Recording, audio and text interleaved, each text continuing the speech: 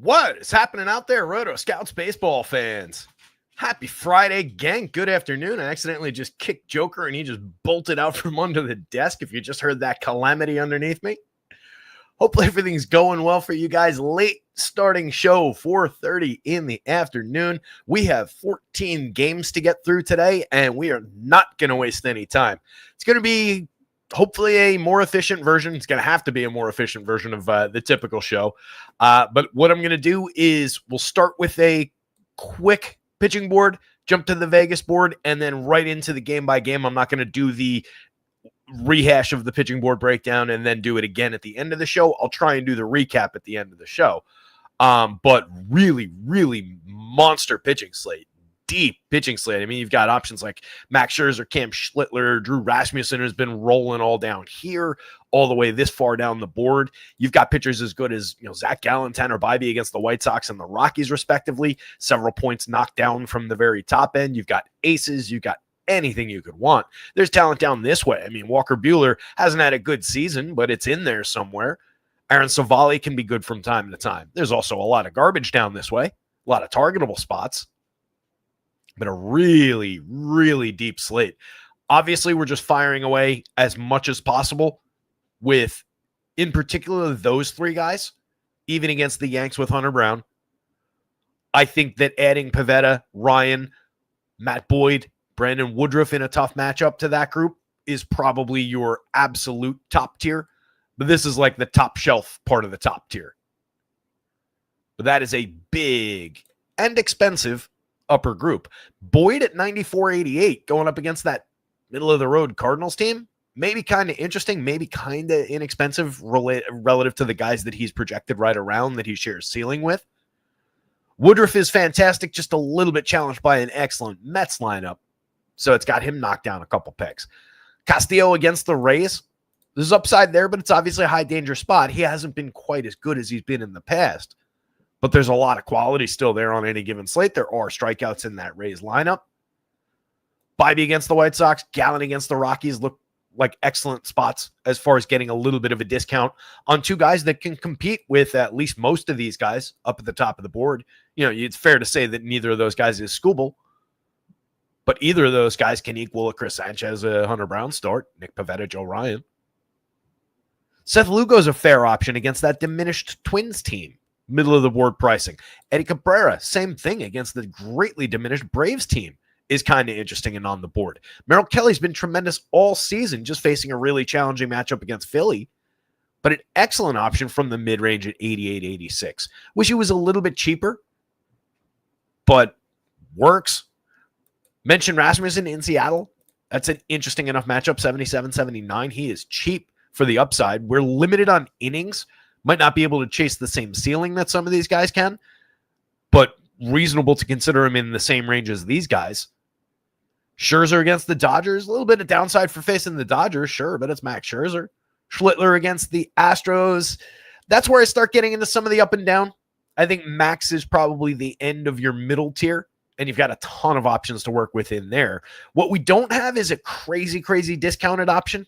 76 on Bybee against the White Sox kind of works for that. But we don't have somebody at 7 or below that falls into this realistic top range. I do think that there's a step down after Max with Schlittler and Kershaw there. Clay hasn't been Clay of old, facing a really good Blue Jays lineup. Schlittler is, I don't know, I'm not totally convinced yet. I like the fastball. Not totally convinced overall, and I think it's going to be a short outing just given the way that Boone's going to manage that pen, as I've talked about. Also, just a high-quality Astros opponent. The Orioles showing a lot of upside against Jin, and then we just kind of fall apart. All of our cheapo options are going against big teams or showing a lot of upside to the opponent, and they're just a lot of low-end guys. You don't have a ton of strikeout down here. You don't have a lot of quality to work with down here. I do think it's 71. Savali's may be realistic to throw at that scuffling Guardians team. Outside of that, you're really taking chances. Hendo, McGreevy, there's not a lot to work with. Let's get into the runs board.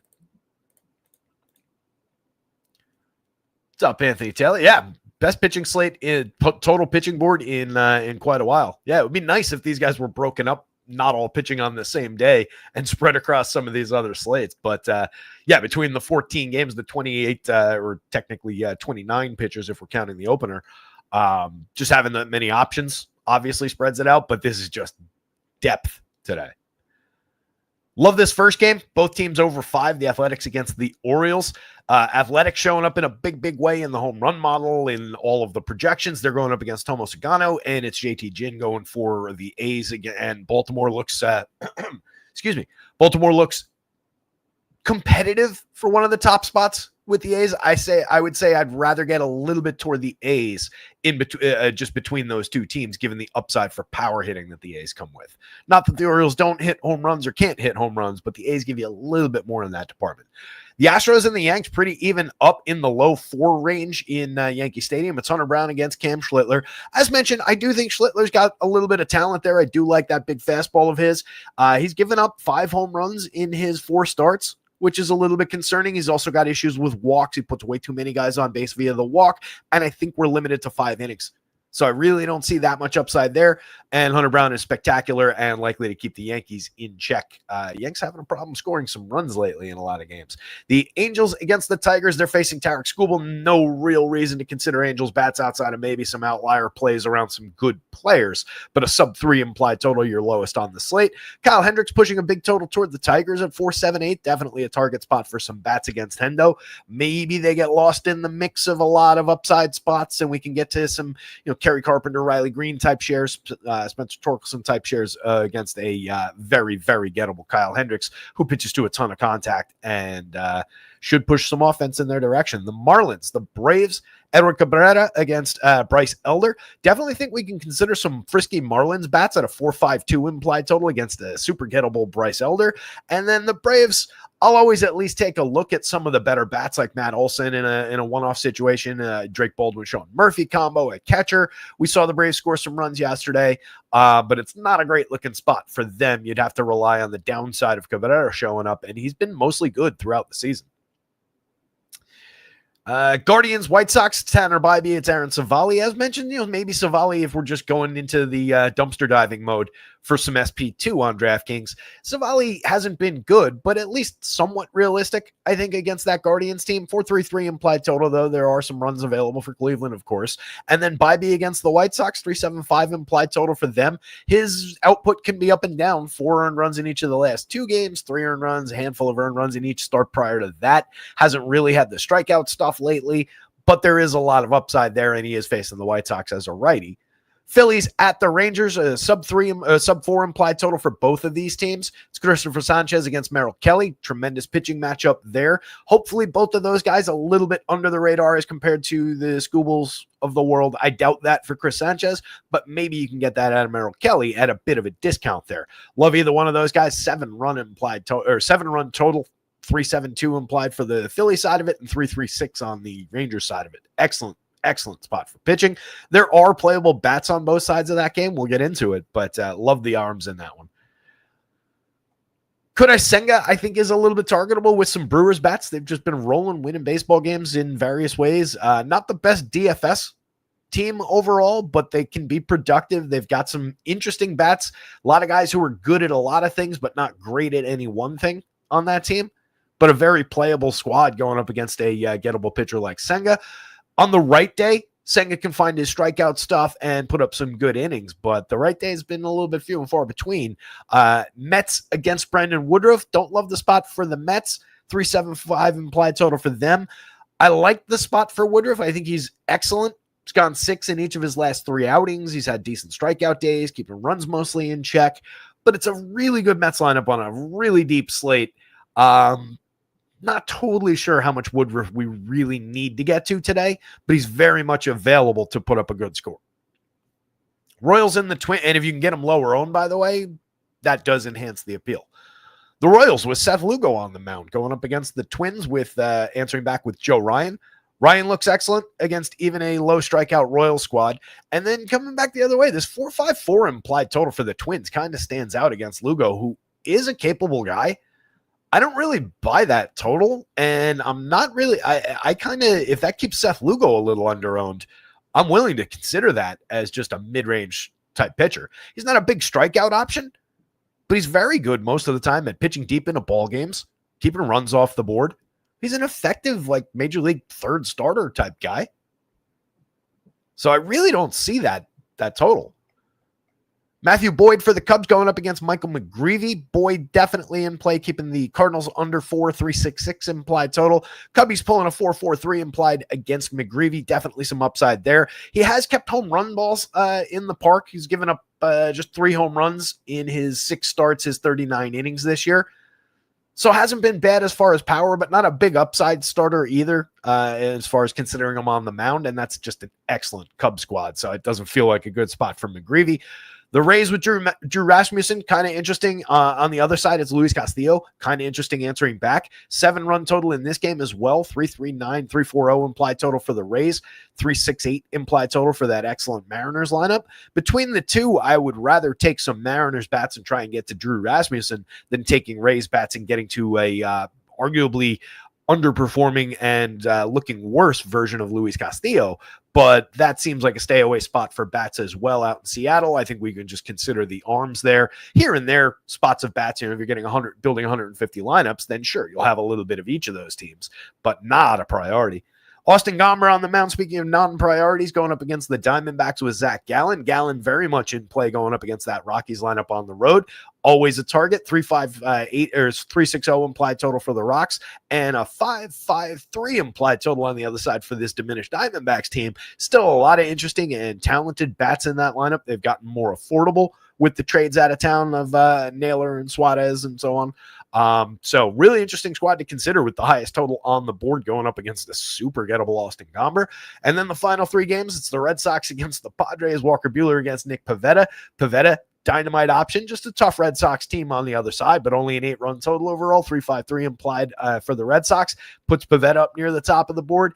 Walker Buehler, on hit for what he's worth, I don't know. Low strikeout all year long, has had a couple bright spots in recent games, hasn't given up more than 3 earned runs in his last 5 starts, but has given up earned runs in each of them, and it's just a challenging matchup on such a deep slate. Vegas is kind of telling you to stay away at that implied total, so I don't know about that one. And then we get this Scherzer-Kershaw duel, which is great. Maybe it doesn't go great for DFS as far as rostering either of those guys. Scherzer against this Dodgers team doesn't feel great at 4.81, but he would be the one I want between the two guys. Throwing this version of Clay Kershaw into that low strikeout, high-quality Blue Jays lineup doesn't really feel right. 4.30 or 4.29 implied total for Toronto. Odds are we just stay away from those guys, but want to watch that game. I shared the tweet from Underdog where they just broke down the numbers. Kershaw and Max Scherzer over their illustrious careers. 6 Cy Young Awards combined, 4 World Series, 435 wins, 6,461 strikeouts, and 19 All-Star games. Don't know how many more of these we've got, so worth watching at the end of the night. But I don't know, again, how much we're playing either pitcher. Between the two, I would rather have Scherzer. As stated, he was the bottom of that middle tier. And then we round things out with the Giants and the Nats at the very end of the night. It's Jake Irvin, and it's Matt Gage opening for Kai Wei Teng. The combination pitchers are definitely keeping the Nationals in check a little bit here. 3.81 implied total, 3.82 in a pitcher-friendly park. And then the Giants pulling a pretty interesting number to maybe be a late-night hammer kind of a play. 4.81 implied against Jake Irvin, a totally gettable pitcher. And they're an interesting enough offense. So I think they're well worth saving some shares for at the end of the night. There's no weather to worry about, except for we do have winds blowing in Chicago for the White Sox game, where it matters a lot less than at Wrigley. And it's also apparently like really warm there, according to Roth. And then the Minnesota game has winds blowing in a little bit and rain, but probably not till after the game. So again, especially with a little 10-mile-an-hour wind blowing in, that's another factor working against that 4.53 implied. That's a really weird total. Anyway, as I mentioned, we're going to get right into the game by game, but one last time, you do have a tier right there, and then your other tier right there, and then you kind of get into a couple shaky options and then a lot of garbage. Hit the like button, subscribe to the channel. The website is rotoscouts.com. Jump over there. Everything's under $1 a day. I'm not going to waste any more time plugging. The Athletics 5.09 implied going up against Tomo Sugano.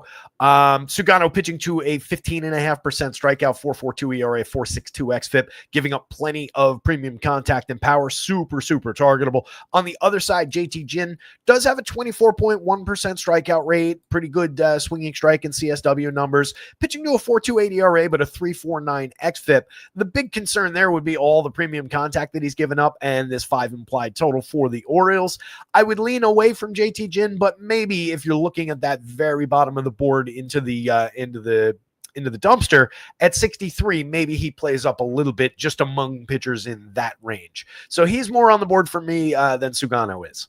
Taking a look at the bats, the Athletics very much in play. This stretch of power looks fantastic. Home run pick of the day comes from this team starting out the show, so we'll get that right off the bat. Carlos Cortez at 25-22 in the leadoff spot today. Super interesting. We looked at his minor league numbers, and he really popped in that regard when he first got called up. His price hasn't moved over 33 plate appearances. He's scored a few runs. He's been involved. He's got a 117 WRC plus, solid slash line, getting on base. The 265 xWOBA is partly a product of the fact that he hasn't barreled the ball yet and hasn't shown much in terms of premium contact. That does get factored in there. So there's a little bit under the covers that maybe is indicative of a decline after more plate appearances get piled up here, but that's a talented enough kid in a great spot in a lineup we want to get to, and he's cheap.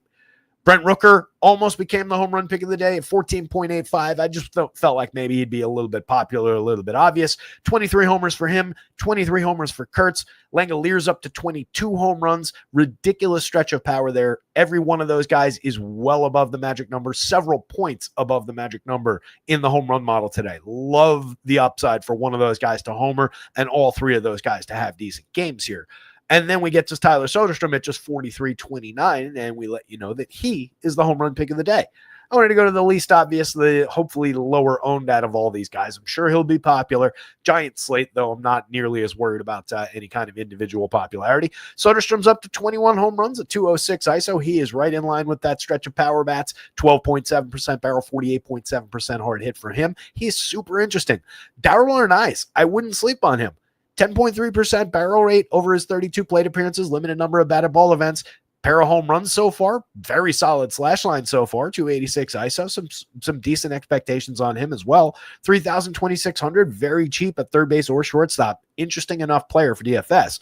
Lawrence Butler at 46, 3,000, kind of hiding down lineup becomes very interesting just because people will tend to forget that he's there and he'll be a little bit lower owned. At those prices, he'll bounce off of optimizers compared to some of the cheaper options as they stack this team up. So I think getting some extra Lawrence Butler in your A's stacks probably makes some sense. 15 homers, 17 stolen bases, kind of a bad season overall, but for counting stats for DFS scoring, he has been productive. Scores a lot of runs.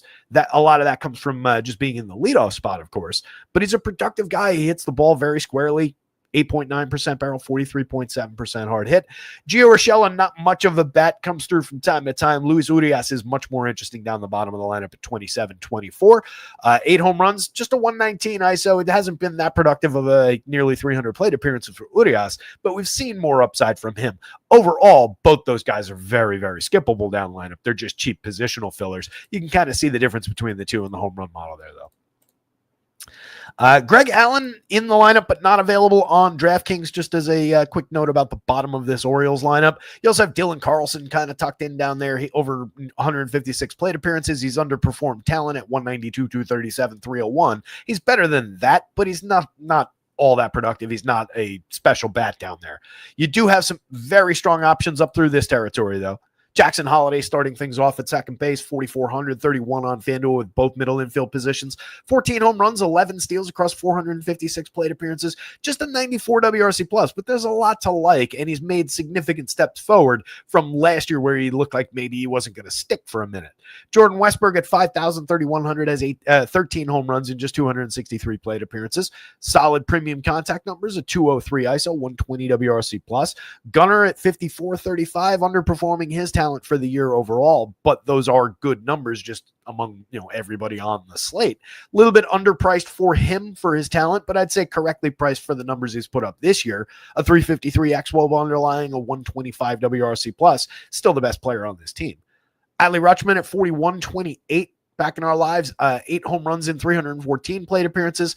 Right at league average for run creation by WRC plus. Doesn't really strike out, draws a bunch of walks, 15.9 and 10.8% respectively. Hits the ball squarely, 8.3% barrels, but was missing a little bit of hard hit and has been over the last couple of seasons. And underperforming his talent as far as the slash line, the run creation goes. It's been a little bit up and down, a little rocky the last couple of years for Adley, but really talented guy and has gotten affordable in the heart of this Orioles lineup on a day we want to get to them. Ryan Mountcastle, 3,200, another guy who's really dipped in productivity over the last couple of years, despite the fact that he's still carrying an 11.1% barrel, 46.5% hard hits. He's only hit 2 home runs, a 102 ISO over 200 plate appearances. Missed a big chunk of time in the middle of the season, but back now. We'll see what he's got to offer. There is power there from the right side. We just need to get it to show its face again. Ryan Note is interesting. 29-23, second first baseman in this lineup. You have a string of 3 straight first basemen, which is less than ideal on DraftKings. On FanDuel, it does become a little challenging, but you can get all 3 guys because Kobe Mayo has third base. So first base, util, and third base in play there. But obviously that makes it a little bit sticky to get to full stacks of Orioles and spread down the bottom of the lineup. Mayo's probably the more interesting guy, just given some success so far this year and the power upside that he has. But Noda does have a little bit of power. He's also got a nose for getting on base, at least in his good seasons. 16 home runs, a 364 on base, a 123 WRC plus in 495 plate appearances for Oakland 2 years ago. Missed most of last year, has missed most of this year, but a playable, interesting guy to have available in this lineup. Not a priority, but somebody you can mix and match your way through. A's bats, O's bats. JT Ginn, if you were dared to play a pitcher from this game, but there's really no need to play a pitcher from this game. Stros and the Yanks. Hunter Brown's tremendous. 10,000, He's got a 30.4% strikeout, a 2.47 ERA, and a 2.97 xFIP, sub 3 xFIP. Ridiculous. Sub 1 whip, induces swinging strikes. Going to have these Yankees swinging out of their shoes if I know anything about the New York Yankees. 5.8% barrel, 32.5% hard hit, 86.4 miles an hour of exit velo. Every one of these is dramatically below our threshold. He is tremendous at limiting premium contact, inducing weak and medium contact, keeps the ball down fairly effectively. 2.35% home runs. He is absolutely fantastic. Well worth spending 10,000 on. That FanDuel price, honestly, a little bit cheap. The Yanks do pose a threat. Obviously, there's still some power showing, but even Aaron Judge, he is at a 13.83, but against a lot of pitchers this year, he's been above 15. And everybody else below even 9 in the home run model does kind of stand out for this team. Hunter Brown has an impact on their projections a lot more than a lot of other talented pitchers do. Not a great day to be rostering Yanks. They're like 10th, 11th, something like that on the stacks board, but playable. On the other side, I do think you could take some Astros upside against Cam Schlittler. I like the power that we're seeing here for one. Christian Walker at exactly 10 has shown a little life lately at the plate. Jainer Diaz just below a 10, and then all 3 of those guys also just below the 10 mark in the home run model. Jeremy Pena back in the lineup, capable hitter and having a career year. Jesus Sanchez is a guy we talk about a lot on this show for his premium contact upside, for the power that he possesses. Lefty bat against a kid who gives up power in Yankee Stadium. I think you guys know that that's a good spot. Jose Altuve is an interesting bat. So I like the look of these Astros. That total feels a little light. Schlittler comes in with a 4.58 ERA, 4.32 xFIP. The big concern is that 12.5% walk rate, 1.68 whip. There's just too many guys on, and especially when you're going to do that and then give up a 10.7% barrel, 41.1% hard hits, and 91 miles an hour of exit velo. Yeah, it's going to put you at like a 5+% home run rate, and that's going to create a lot of runs. This, and this are all way over the line for Cam Schlittler, and it's believable that he's here. I do think he's got a kid with talent. I do think he could find some strikeouts, 23.9% so far this year, 10.5% swinging strike rate in the 4 starts that he's put up. He's a talented kid with a big fastball, but right now that's all he is, and he's a little bit wild. He's a little bit dangerous as far as the power. I think at 73, he's in play on DK, 74 on FanDuel. You could throw some darts at it. You're very unlikely to get a quality start on the FanDuel slate, though, and you're probably only getting 5 for your money on DraftKings with some visible downside. Astros bats, just look how cheap they are for another thing.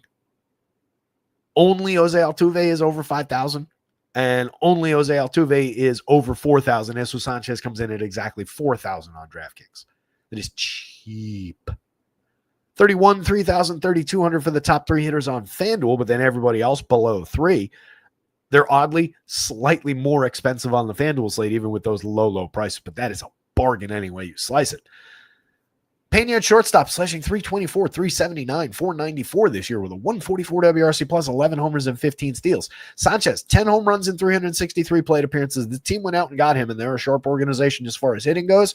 Major premium contact numbers over the last several seasons. Just hasn't found the tremendous upside that suggests is in there. A 164 ISO this year, but he has a 351 xWOB under the covers. A lot of these numbers probable to climb over the last 2 months with Houston here. Altuve, 280, 341, 458. Now creating runs 20% better than average, 19 homers. Carlos Correa back on the Astros, 39 for him at short and third base now. 28, just shortstop eligibility. Kind of sucks that they didn't pick up the third base eligibility for him yet on FanDuel. Still playable in tandem with Pena, of course. But it does cost you a little bit having to put one of those two guys at util. 273, 324, 397 for Correa this year. 101 WRC plus. Continues to hit the ball very hard. Has just lost some barrel, but love the upside coming back to Houston and joining a more productive lineup. Christian Walker, Jainer Diaz. Again, Walker's shown signs of life. He's up to 16 home runs, a 161 ISO. It's one of those things maybe we don't want to talk about it too much. Just let it happen, and then maybe we'll talk about it in another week or so. But has been hitting the ball squarely all season long, finally seeing a little bit better results lately. 37-29 is cheap for Jainer Diaz. 16 home runs for him. 170 ISO, a 343 xWOB under the covers. It's very encouraging. Has hit the ball squarely throughout the season. Still very low strikeout, low walk, so you get a lot of that effective contact. That's a good bat at the catcher position, 9.40 on the home run model. Taylor Trammell is a former highly regarded prospect who's got some talent. He's made 89 plate appearances for this team this year. It hasn't been overly effective, but he has gotten on base at a 337 clip. He has hit the ball hard, 10.4% barrel, a 43.8% hard hit, striking out a ton, but drawing walks. There's an interesting player in there. And if we're getting to him at essentially no ownership for DFS at 28-25 in Yankee Stadium in an upside lineup, then sure, fire away. Mauricio Dubon, mix and match quality guy across multiple positions, always has been. Cam Smith, 31-28, kind of just another outfielder right now. A little bit of talent in there, sure. Very, very playable from the bottom of the lineup, but not a lot of special going on. Top of the Yanks with Trent Grisham. He's getting on base at a great clip this year, 352. He's followed by Ben Rice at a 324, and then they lead into Aaron Judge, hopefully with some opportunities with runners on base to do his thing. 20 home runs on the board for Trent Grisham, a 129 WRC plus. He's just been fantastic all season long.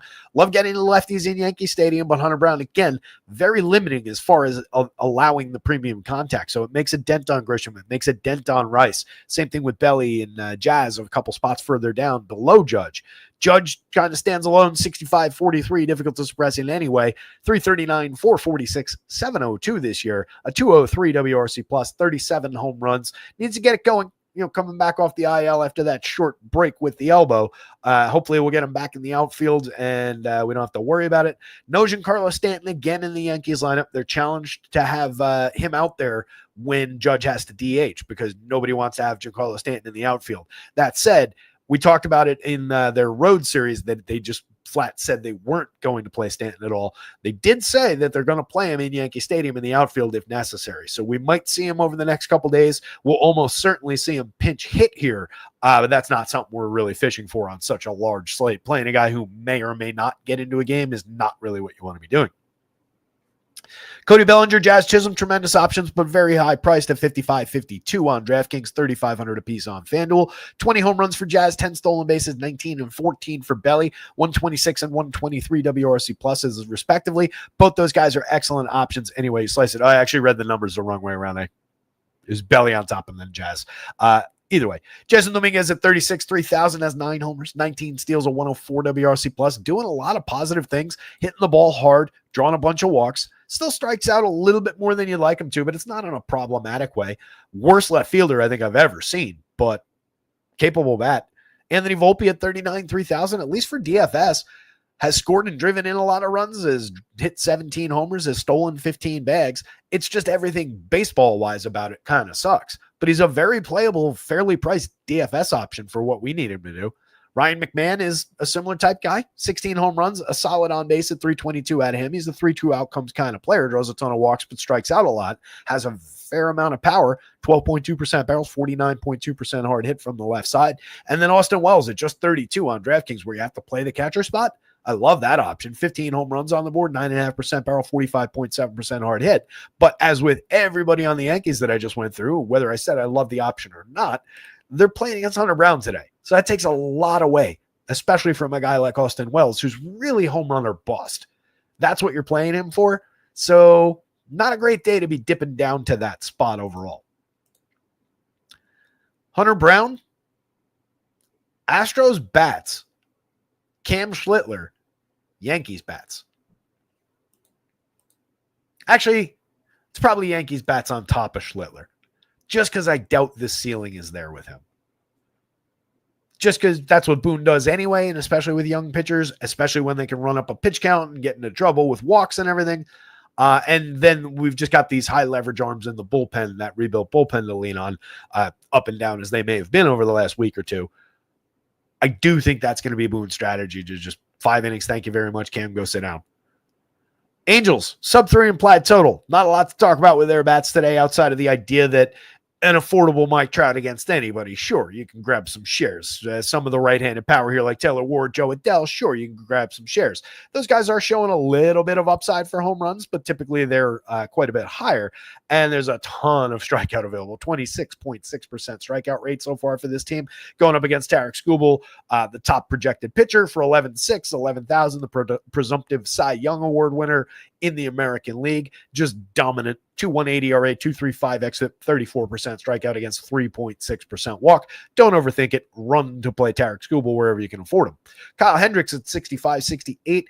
Low strikeout rate. You know, this walk rate is not problematic, but it's nothing special as a strikeout to walk, with the strikeouts being so low. 7.5% swinging allows too much contact overall, a fair amount of premium contact at 8.2% barrels and typically fly ball trajectory. He's been okay at keeping exit velo down, though, within that. Sub 4% home run is believable, but he's always going to give up home runs through happenstance just because he allows, again, a ton of contact on a fly ball trajectory. Team like these Tigers can definitely take advantage of that. You got Kerry Carpenter standing out there at a magic number plus in the home run model, and then a couple guys right around it with Riley Green, Spencer Torkelson, the obvious guys to go to from the Tigers. 4.78 implied total is one of the highest on the board. Definitely interested in Tigers bats. Starting at the top with the Angels, Neto's had a great season, 52-33, but again, we're just not looking to target Tarek Skubal all that much. If you wanted to do it in just a wildly contrarian kind of a way against a pitcher who will have ownership on a gigantic slate, even if they get him and break his day as far as his DFS quality at those gigantic prices, it's probably going to be for 4 runs, right? Like, if you want to think about it as an exercise, just double their implied total. Does that make them interesting? Not really. Maybe one guy in there hit, a 3-run home run and became interesting. But 5 and change runs is not going to be super interesting as the ceiling. Going in with that as the implied total is a different story. Double the Tigers runs, and they're interesting. So that's an easy, just kind of shorthand to think about what the ceiling of one of these teams looks like. So I really don't get Angels all that much outside of just, again, maybe a here and there shot on Trout or Ward or Joe Adele. All those guys have 20-plus home runs, 20 on the board for Trout, 26 for Ward, 23 for Adele. Adele's been scuffling again. He's going to be a very up-and-down player throughout his career. It's just the nature of the beast with this guy, but monumental power. Ludus Renifo, Christian Moore, Bryce Tedosio, down lineup, mix and match pieces all. Logan O'Hoppe a little bit more than that, 3,800, 2,900, and another guy, if you want a share or two of O'Hoppe here and there, or as like a cheap, completely low-owned catcher play as a one-off maybe, then sure, but it's most likely not going to work out. It's Tarek Skubal. Tigers bats, Colt Keith, really interesting in the leadoff role at third base. That works for me, 3,400, very, very affordable. Multi-position for only 25 on FanDuel, so much the better. 9 home runs, a very effective slash line over 349 plate appearances now, has a 359 xWOB under the surface, 114 WRC plus. This is a guy who had a tremendous prospect pedigree coming up and is supposed to be this guy or even better than the guy he is right now. And for the pricing, the guy he is right now is excellent. So that's a great lefty bat to get started against Kyle Hendricks. My hope is that, people go more to Glaber on FanDuel, although it's first, second, and third base, so you can get them both. But people have been leaning more Glaber between the two and then skipping Colt Keith in favor of some of the other bats. Makes him a little bit lower owned than he ought to be on a lot of slates on FanDuel. I assume the same on DraftKings. Glaber's had a tremendous year. Low strikeout, super high walk, 13.8% strikeout, 12.7% walk. Hits the ball squarely, 13 home runs, excellent slash line, 124 WRC plus. Look at this entire lineup for the Tigers. With apologies to Javi Baez, who has now slipped below league average at 97 WRC plus, the All-Star. Even including Javi, though, that's an average 9-man WRC plus of 117. It's a good team. If you leave Javi out of it, it's 120. Kerry Carpenter is only 3,800 on DraftKings, and I do not understand. I honestly don't understand why he's only 32 on FanDuel. He's hit 20 home runs in 308 plate appearances. That's a lot. 274 ISO, a 129 WRC plus. Spencer Torkelson has 24 home runs, but it took him 460 plate appearances to get to 24. He's a monster power bat as well, though. 14.5% barrel, 44.5% hard hit. More strikeout in Torkelson's game, but he draws more walks than Carpenter. Very, very interesting power upside from both those hitters. Winsil Perez is not to be overlooked in the middle of this lineup either. 9 home runs, a 221 ISO, over 206 plate appearances now.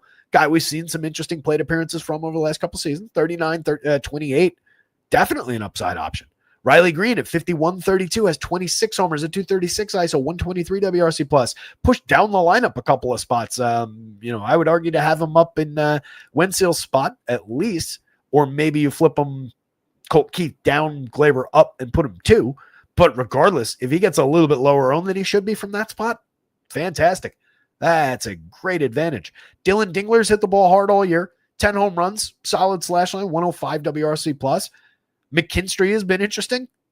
10 homers, 17 stolen bases now, getting on at a 348 clip. And then you get Javi. Good start to the year.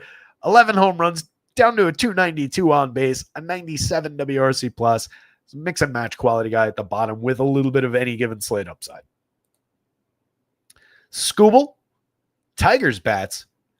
And then you're just throwing darts with anything wearing an Angels uniform tonight.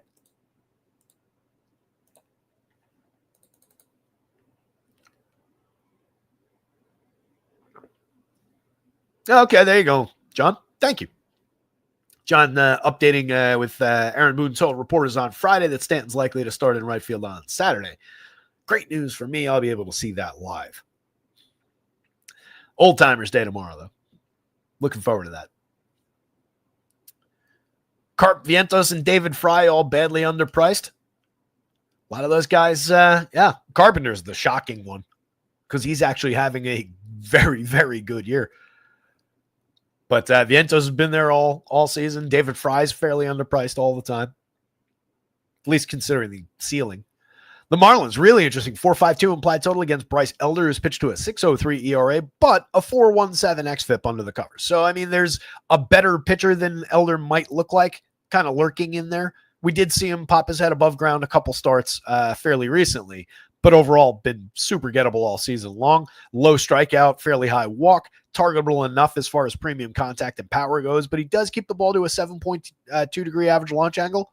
Even with that, it hasn't really helped him limit home runs this year. 4% home run rate on all those hard hits, all those barrels. But that is an attribute that maybe comes through against a younger power hitting team like the Marlins. But there's a lot of upside for power in that lineup, premium contact in that lineup. There's some on base skills, stolen base bonus. It's an interesting squad, and they've been frisky throughout. The Braves are the lesser of these two teams right now. You've got Matt Olson, you've got Marcell Ozuna. Sure, there's a lot of appeal to both of those guys. And then I would say there's a lot of appeal to Drake Baldwin if you're throwing him up against Edward Cabrera here. But outside of those three, there's really not a lot to like about this Braves lineup all of a sudden.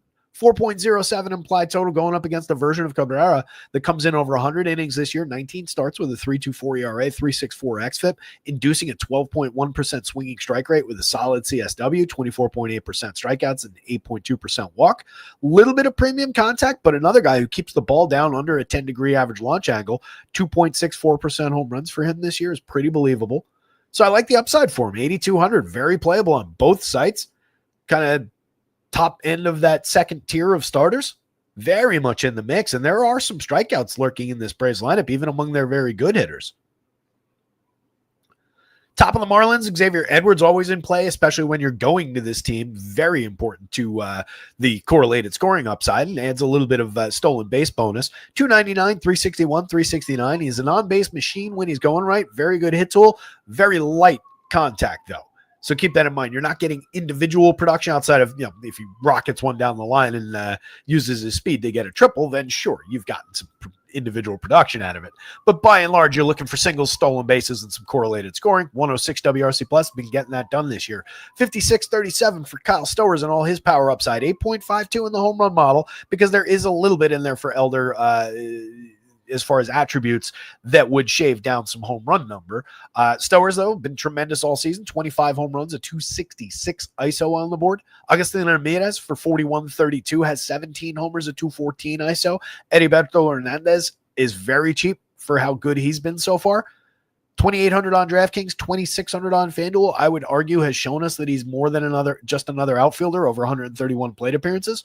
305, 366, 508, a 203 ISO, 6 home runs over that stretch, a 142 WRC plus, 347 xWOBA helping us believe. Very solid contact at 11% barrels and 45% hard hits. Strikeout and walk is fine. Otto Lopez has had an interesting enough year, 11 home runs, 11 steals, gets into the mix every now and then for DFS production, always cheap in the heart of the lineup, but filling shortstop with him, not my favorite. There are other positions that I would rather fill from this Marlins team when I'm going there. If I'm building a bunch, though, there's obviously a lot of room for Otto Lopez within many Marlins stacks. FanDuel, it's kind of the same thing, but you do have the caveat that he has second base eligibility there. I'd be more likely to just put Edwards at second base, though, and then take a more high-end shortstop. Jacob Marcy at 29-27, off to a solid start over 26 plate appearances, mix and match quality at worst. Troy Johnston is kind of interesting, 2,000 on DraftKings, 22 on FanDuel with first and outfield eligibility. Hasn't done anything with 15 plate appearances yet, but hit the ball hard in the minors and shows a little bit of power upside. Dane Myers at 25-24 projects out fairly well. He's hit 5 home runs, stolen 16 bases, 77 WRC plus, and a sub 300 on base is a little bit discouraging, though. Graham Pauley at 24-22, another guy over 138 chances, hasn't really shown us much outside of the 3 home runs that he's hit, but does have a little bit of minor league pedigree and gets ignored down toward the bottom of this lineup at a very cheap price. So it makes him interesting just to thread through some Marlins lineups to consider as a one-off in a good spot. On the Brave side, it again is really all about, for me, Olsen, Baldwin, and Ozuna here. I'm not a big Jerickson Profar guy, and he's at 232, 321, 406. Does have a 105 WRC plus, can provide some correlated scoring. He's managed to hit 5 home runs despite not particularly hitting the ball hard. Is low strikeout, high walk again so far this year. So if you're a believer, then maybe there are things to point to that there is some talent there, but I'm just not a believer. Never really happened.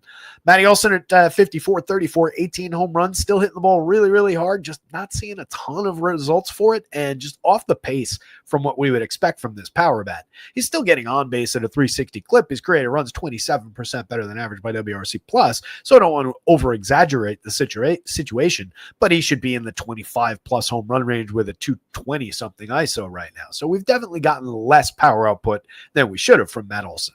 But the contact is there. There's not much discouraging about what he's actually done outside of where the ball's landed.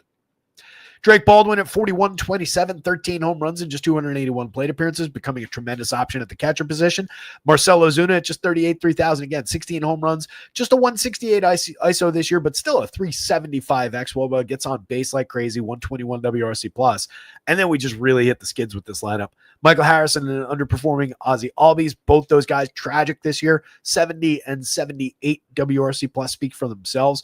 Eli White just never been much of a bat. He does have 7 home runs and 8 stolen bases in 230 plate appearances that have made him situationally interesting on the right DFS day, But overall, not much of a player and not much to support that would be ongoing upside in 250 more plate appearances. Nacho's supposed to have a good hit tool, has not flashed it at the major league level. I just suspect that he's not ready yet. And Nick Allen's here for defense. Marlins bats. Cabrera. I guess Bryce Elder darts at 61. I don't know that I go to 7,000 for Bryce Elder on FanDuel. He does have the depth. I'll give him that much. 6 2/3 last time out. 2 earned runs, 5 strikeouts, 2 walk against Cincinnati at Cincinnati's an okay start. 7 strikeout game over 6 2/3 at the Athletics. 2 earned runs. It's a pretty effective start as well. Spiked that weird outlier start all the way back on June 7th, where he struck out 12 against the Giants. Monster outlier. His next highest strikeout total is 7. Weird game. But you're not expecting anything like that. So at best, he's a dart throw. So call it a tie between him and the Braves bats.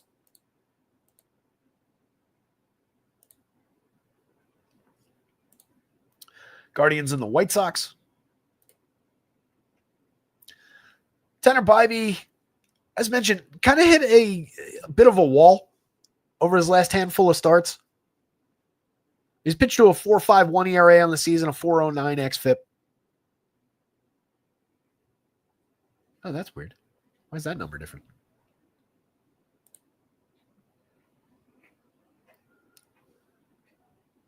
This is a 4.07 xFIP. The game log screenshot from Fangraphs says 4.09. That's weird. 22 starts, 125 2/3. Calculation difference, I guess, in the 2 different columns. Interesting, but not interesting enough to take up time on this show. Bybee's really, really cheap at 76 for a guy facing the White Sox at a 3.75 implied total. At 8,300 on FanDuel, I think he's also aggressively affordable. Even with some scuffles, the 4.51 ERA has obviously been problematic, but it's showing just some results, and some of which have been out of his control. We would expect him to be at, whether it's 4.07 or 4.09, at a sub 4 xFIP. He's a better pitcher than this, but he's induced his swinging strikes. CSW is fairly solid. He has struck out 21.2%, walking just 6.6. Doesn't really have issues with premium contact and power. Probably a little bit unlucky to be at that just under 4% home run rate overall. But he has given up a handful of earned runs in each of his starts while not really finding strikeout recently. He's also pitched a little bit shorter outside of a 7-inning start, 3 back against Baltimore. 4 2/3, 4 earned runs in his last one. 5 innings, 4 earned runs in the one before that. Did strike out 8 in that game, but gave up 2 home runs. That was against KC at KC. 7 innings of 3-run ball, 5 2/3 of 2-run ball with only 5 strikeouts and 4 strikeouts in those 2 games. And then a 4 2/3 of 4 inning where he gave up a bunch of runs to the Astros and the Cubs.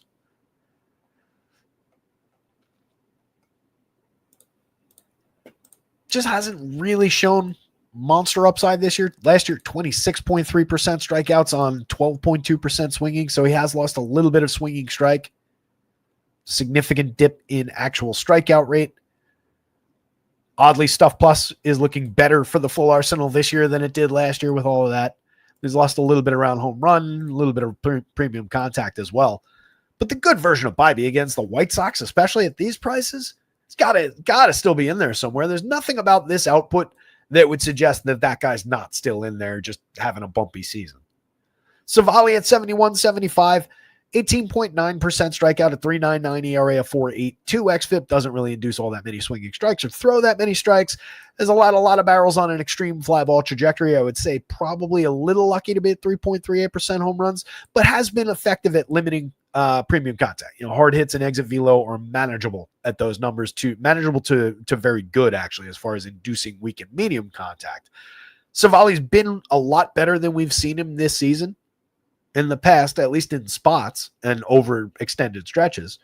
So going up against a Guardians team that comes in with a 21.6% strikeout rate on average for this lineup, that's greatly bolstered by the 2 primo numbers up there, and then you take those out of it, everybody else, that's a 25.1% strikeout rate. That's significantly higher for everyone not named Jose Ramirez or Steven Kwan in this lineup. This is a targetable lineup for strikeouts, At 71, at 75, again, Savali at best a dart throw, but I think he's a throwable dart. I'd rather have Tanner Bybee going the other way, but it's not all that far off. If you're taking Guardians bats against Savali, that's very much in play as well. That 4.33 implied total for this low end of the lineup kind of tells you that.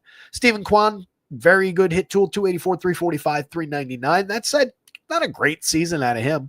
9 home runs, 11 steals, a 109 WRC plus. You expect a little bit more out of Stephen Kwan. Daniel Schneemann has put good wood on the ball, over 296 plate appearances, coming away with 10 home runs, just a 170 ISO, but has that 344 xWOBA poking its head up under the covers, draws a lot of walks, medium strikeout rate, and a lot of good contact. If you're going Guardians, putting him at second base for a very cheap price in alongside the guys at the top of the lineup here makes sense as a correlated scoring option at worst. Jose Ramirez, again, superstar, 23 home runs, 32 stolen bases, and the rest of a typical Jose Ramirez fantastic season in essentially every category while not making the very best contact in the world. Among all the super duper stars in baseball, he makes like the lightest contact, but sees excellent results for it. Kyle Manzardo, solid premium contact out of him, 37, 3,000 across sites, 18 home runs on the board, a 225 ISO, 112 WRC plus. Needs to push things up a little bit in the front end of the slash line there, but has been a productive bat for them when he's in the lineup. Carlos Santana, a lot less productive overall, 87 WRC plus this year. Power has kind of abandoned him over 425 plate appearances, just a 111 ISO, 11 home runs, weak contact, still low strikeout, high walk, does still have that working for him, can get involved from time to time for correlated scoring, but it's been a down season and probably, if not his last, one of his last. Gabriel Arias makes very good contact, as does Bo Naylor, but that's about all both of them do. 19 combined home runs, a 208 combined batting average, sub 300 on base from both guys, a 90 and an 84 WRC plus. CJ Kayfus down here is kind of interesting. Rookie hitter, 16 okay plate appearances to start off. We'll see where he goes, but he's got upside at 2,100, 21 on both sites with first base eligibility on the FanDuel slate. As a mixer to kind of go in with those guys from down here, I don't dislike that. Probably a little bit more for the discount from him than Arias or Bo Naylor outside of the oddball home run. And then Brian Rocchio, just a mix and match defender, not really here for offense at all. Mike Tauchman gets on base like crazy, 369 on base out of Tauchman this year, 131 WRC plus. Not a big bat, but capable of hitting the ball hard, driving it. Lennon Sosa hits the ball very hard. He's hit 13 home runs in 368 chances. That was a 163 ISO. Maybe not finding the extreme end of his results or his potential results given the contact. Doesn't draw that many walks either. So you do get a lot of that contact, but you'd like his strikeout rate to be lower that you could exploit it even more. Very much in play on either side, though, if you're going White Sox. Benintendi, I like the surrounding hitters better just because I know who Andrew Benintendi actually is. 14 home runs, a 193 ISO. We're already cratering all around that. 226, 293 on the front end of the slash line, a 93 WRC plus. It's just not a good bat. It's low strikeout. He has barreled a few balls and hit a few fortunate home runs this year, but that's it. Lubob is a much more appealing player. 4,200, 3,100. Prices are going back up a little bit. 12 home runs, 31 steals. Has kind of pulled together a at least semi-interesting fantasy season over 370 plate appearances. He's not he's lost, but he's not gone. Let's say that. Colson Montgomery at 4,000, 3,200 at two key positions. Excellent option if you're considering the White Sox. 8 home runs on the board at a 289 ISO over just 106 plate appearances. He's been mashing. 14.9% barrel. Curtis Mead's interesting in this lineup now. 24-23 for a guy with a lot of minor league success. Good track record on his way up. And has bounced around a little bit as far as his productivity in the show so far, but just getting a full stretch of opportunity here should benefit him. He's got 3 home runs and 5 steals in just 142 plate appearances this year, 90 WRC plus, but very, very cheap.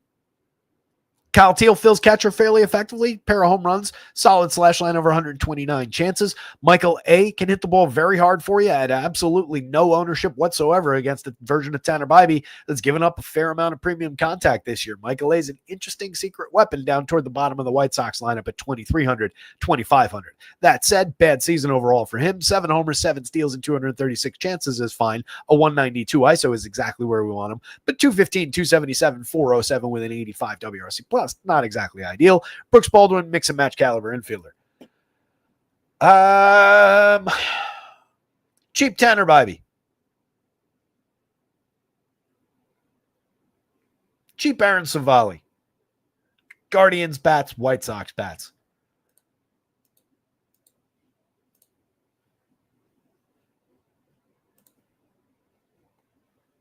Phillies lineup is in. Rangers we already had. 520. Ooh, this is funky. 525. We're getting through. Hit the like button. Subscribe to the channel. If you're new, the website is rotoscouts.com. Access to all of the projections, access to game-by-game snapshots of exactly the dashboard you're seeing here in a screenshot form is available. You get all the pitching projections, the top stacks, the power index, my home run picks of the day, everything for baseball under $1 a day. Access it all. You also get upcoming football projections for every single main slate and every single football game throughout the regular season. Didn't get to yesterday's preseason slate. I'm actually, no, is it tomorrow or is it Sunday this week? Well, regardless, preseason will be here and there when I have an opportunity to project it. It's just so annoying and difficult to project guys who are not going to be in the NFL come 3 weeks from now. But basketball, hockey on top of that, on top of the regular season NFL, all of it is included for the same under $1 a day. So give that a look at rotoscouts.com. Phillies, Christopher Sanchez. Rangers answering with Merrill Kelly. Sub-4 implied totals for both of these teams. 3.36 for the Rangers. Sanchez is tremendous. 2.40 ERA, a 2.81 xFIP. Some of the best stuff via Stuff Plus at 114. Monster 13.6% swinging strike rate this year. 26% strikeout against just 6.1% walk. 138 2/3. Excellent innings over 22 starts this year. Capable of pitching extremely deep into games. 8 innings. Shut out the Tigers over 8, gave up 5 hits, struck out 6 in his last game. 6 2/3, did have a bumpy start, gave up 4 earned runs, but still pitched deep into the game. That was against the White Sox. We actually talked that day about the White Sox being good against left-handed pitching, but those runs all came on 2 home runs. He gave up 2 2-run home runs. He did allow 7 hits overall, struck out 5. Wasn't his best start by a long shot, but a moderately effective day outside of the odd happenstance home runs. 9 innings of 1-run ball, 4 hits against the Red Sox, struck out 12. 7 1/3, 7 innings, 7 innings, 6 innings, 8 innings, 7 innings, 7 innings. Can you see a theme forming here? One of the best bets to give you a bunch of very good innings. Quality starts galore on FanDuel. 9,800 on DraftKings. Upside to the win bonus with the Phillies carrying a higher implied total by nearly a half run. That said, Merrill Kelly's been very good.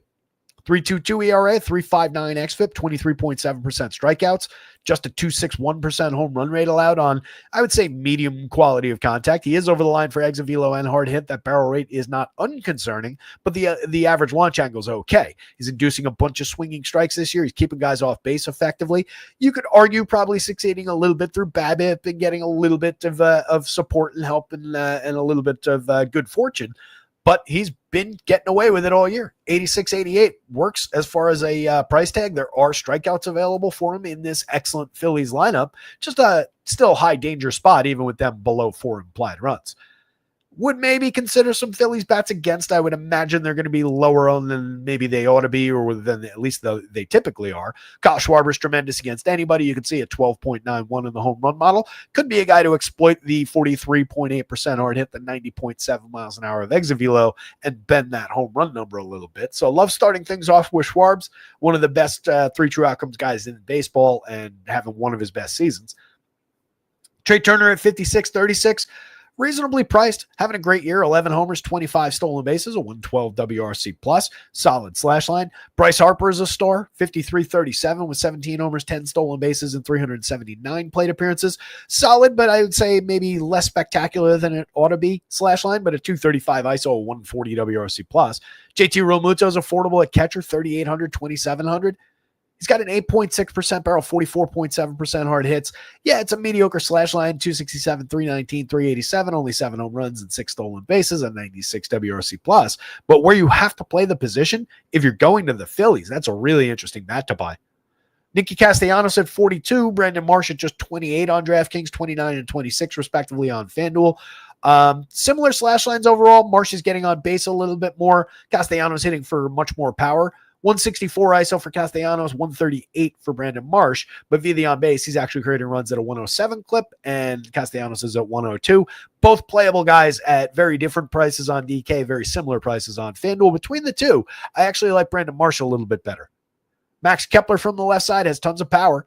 12 home runs, a bad slash line in 360 plate appearances, just an 83 WRC plus, has been low strikeout, high walk over that stretch, has barreled the ball at an 11.3% clip, 45.3% hard hits. The good version of Max Kepler still in there for sure. If I'm just taking random shots with the Phillies and getting down lineup for a cheap price, that's a really interesting hitter to get to. Otto Kemp, mix and match piece from down lineup. Bryson Stott, similar with a little bit of stolen base, correlated scoring upside. On the Rangers side, Sam Haggerty, cheap at the top of the lineup, hasn't been overly productive, a 103 WRC plus, has stolen 11 bases in just 165 plate appearances. 337 on base is what you would want from a leadoff guy, but he's just another guy. The correlated scoring with Corey Seager, Marcus Semien, Wyatt Langford is the appeal there, but not necessarily against Chris Sanchez. Seager at 46.33, definitely in play if you're considering Rangers. He's your first click. 16 home runs, a 203 ISO, 129 WRC plus. That said, lefty against this lefty, less than ideal. Marcus Semien at 42, 3,000, 13 homers, 11 steals. Mediocre season overall, but at least he's pulled it up to mediocre. It was a lot worse than that to begin with. 38-31 for Wyatt Langford, 15 homers, 15 steals. One of the more interesting bats on this team, a 106 WRC plus. One of only three guys in this lineup. It's him, it's Haggerty, and it's Seager that are above the waterline for Kyle Higashioka down the bottom of the lineup, above the waterline for WRC plus. But there are good bats on this team. Josh Young underperforming his talent at 31.26. Definitely interesting. 11 home runs, just a 142 ISO, 250, 299, 392. Adolis Garcia, we've talked about all season. Never stopped hitting the ball hard. Strikeout and walk rates look pretty similar. A lot of the same things going on, just not finding the results. 16 homers, 10 steals, just a 269 on base is pathetic. A 167 ISO. Where have you gone, Adolis? Jake Berger at 31.28, 11 home runs, inconsistent season out of him, just a 173 ISO. Another guy, tremendous premium contact when he squares the ball. When he makes contact, he squares the ball up. 13.4% barrels, 48.3% hard hits. Just not finding the results. Higgy has gotten interesting again. He's up to 7 home runs all of a sudden. 220 plate appearances, 263, 309, 420. He's starting to hit the ball harder and more consistently like himself. Last year, 17 home runs. The 2 seasons prior to that, 10 home runs apiece, and had made consistently high-quality contact with double-digit barrel rates. Just saw the home run total spike via some happenstance last year, maybe on his way to an interesting final 2 months of the season. Ezekiel Duran at the dead min, kind of a mix and match piece on DraftKings if you're going there, 22 on FanDuel at 4 positions. Sure, he's been an interesting hitter over in years past, over 106 plate appearances this season. He's been mostly dead, except for just the other day against the Yankees, where it seemed like he was on base in every plate appearance. Sanchez, Kelly, Phillies, Rangers in that order.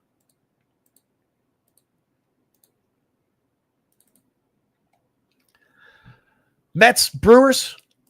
Challenging spot for Brandon Woodruff, but a tremendous pitcher. I definitely would consider playing some Woodruff here at what I would expect to be very low ownership for his talent. High danger spot. Nothing safe about it. Also, compared to a guy like Chris Sanchez from the last game, a little bit more of a cap on the innings for the innings expectation for Woodruff. He has gone 6 in his last 3 straight, but let's remember he missed all of last year and the first half of this season. But the 6 is encouraging. I think that's what we get out of him here today if everything goes well. I don't think we see him come out for a 7th unless he's been ultra efficient in ripping through this Mets lineup. So a little bit maybe more of an artificial cap on him versus a guy like Sanchez who could easily go out there and throw another complete game today. But 35.6% strikeout against just 3.8% walk over his 5 starts, his 28 and a third, 2.22 ERA, a 2.92 xFIP, has allowed a little bit of premium contact and power over this stretch. It's just going to end up being a blip if you gave him another 25 starts to fill out a full season. I would imagine his home run and premium contact numbers would cool quite a bit. 11.4% swinging strikes. With that super low walk rate, just 0.64 whip is spectacular. Doesn't allow a lot of opportunities, but the Mets can draw some walks. They certainly can hit for power, but they also do have a little bit of strikeout through this lineup. All these guys in the 19s, the 20s, the low 20s, perfectly fine, and that's where all their major upside is for power. But the entire bottom third of the lineup is aggressively high strikeout. So there is a little cushion down there for Woodruff to get through, bounce back up to the top here, maybe at least limit opportunities on the second, third, fourth times through the lineup for the top end of the lineup. For the Brewers going up against Kodai Senga, it looks like a soft spot for them. He's pitched to a 2.31 ERA, but note the 4.31 xFIP under the surface. That's the real number. 11.9% walk rate is problematic. Does find swinging strikes. Has a couple excellent pitches. Works to a 23.2% strikeout rate overall, just a 26.7% CSW. Has problems hitting the zone. When he's good, he's effectively wild. When he's bad, he's just wild. Doesn't have that much problem with premium contact, but just can pile up some runs against in the wrong situation. He's gotten through mostly this year in his 17 starts as far as that ERA number goes, but you're playing with fire a little bit. Doesn't give you particularly deep outings either. Has only completed the fifth inning one time in his last 4 starts. Prior to that, had been on a stretch of pitching into the 6th, but that kind of broke recently. Last 3 games, he's given up 4, 3, and 4 earned runs while striking out 4, 3, and 5 hitters. Prior to that, just shortened starts, but was a little bit effective. 5 2/3, and then 4 inning day against Kansas City. But not a major upside pitcher. 8,900, 8,500. This Brewers team just keep finding a way to win baseball games. They're kind of interesting at a 4.35 implied total. I lean toward their bats. If you're going Mets against Woodruff, as we're considering the teams against the ace caliber pitchers that will be lower owned, the Mets are one of the highest quality guys that qualify for that you could get to. So would consider them as a contrarian angle into the slate. You get to play Francisco Lindor, Juan Soto, Pete Alonso, etc. So there's upside in just doing that, but it is a very tough spot against Woodruff. 55-35 for Lindor, 21 homers, 17 steals, a 112 WRC plus. Diminished maybe somewhat overall throughout the season, but still putting up monster numbers overall for the shortstop position and fairly priced. 58-38 for Soto, 26 home runs, 17 stolen bases this year, a 143 WRC plus, a ridiculous 441 xWOBA that tells us that he's been underperforming in a lot of areas. Monster premium contact, striking out 19.2, but walking 17.5. Still looks a lot like Juan Soto to me. Pete Alonso at just 53 on DraftKings, 38 on FanDuel. It's a high price, but it's discounted a little bit on DK. 25 home runs for him, a 243 ISO, a 140 WRC plus. The slash line at the front end has come down a little bit. He's at 264. He was having an outrageously strong first couple months of the season and had a slow month in there somewhere, a slow 3 weeks. Dipped a little bit overall, but this is a great version of Pete Alonso that we've gotten pretty much end to end so far this year. Brendan Nimmo at just 47 at 31. He's hit 19 homers. He's stolen 12 bases. Gets on at a 323 clip and is capable of better than that. Barrels the ball. Hard hit rate is excellent. What's not to like about Nimmo at a little bit of a discount to round out that top end stack? Starling Marte at just 32.27, 347 on base, a 113 WRC plus. If absolutely nothing else, you are still getting correlated scoring from a low strikeout, medium walk guy who's capable of giving you a lot more, who's capable still of stealing a base. At least I imagine so. Only 5 on the season in 214 chances. There's a better player in there still. Jeff McNeil at 29-27, 9 home runs, a little bit of odd power output that started around this time last year. Still very low strikeout, high walk, and capable of putting the ball in play. I think that version of McNeil may be more interesting for this lineup rather than trying to sell out for a little bit more barrel rate while still not having a good barrel rate. But that's who he's been more this year. Overall, though, 120 WRC plus works. He's getting on at a 347 clip, so there's a lot of quality still in there. Alvarez, Mauricio, and Seth Mullins, all very high strikeout, but you do have quality there. Alvarez has crushed the ball when he's made contact this year. It's resulted in just 4 home runs and a 126 ISO, but we've seen the power upside. We know it's very real from this kid. 245, 337, 371, a 107 WRC plus. He's been effective and he's been getting on base. Both of these guys are capable of hitting the ball hard. Mullins, 15 homers, 16 steals, mostly while with the Orioles. Had a big spike early in the season and then has just kind of been padding stats as he goes, but plummeting along the way in a lot of the ongoing, the average, the on base percentage. Still a 195 ISO, but just a 291 xWOBA, right at league average for run creation.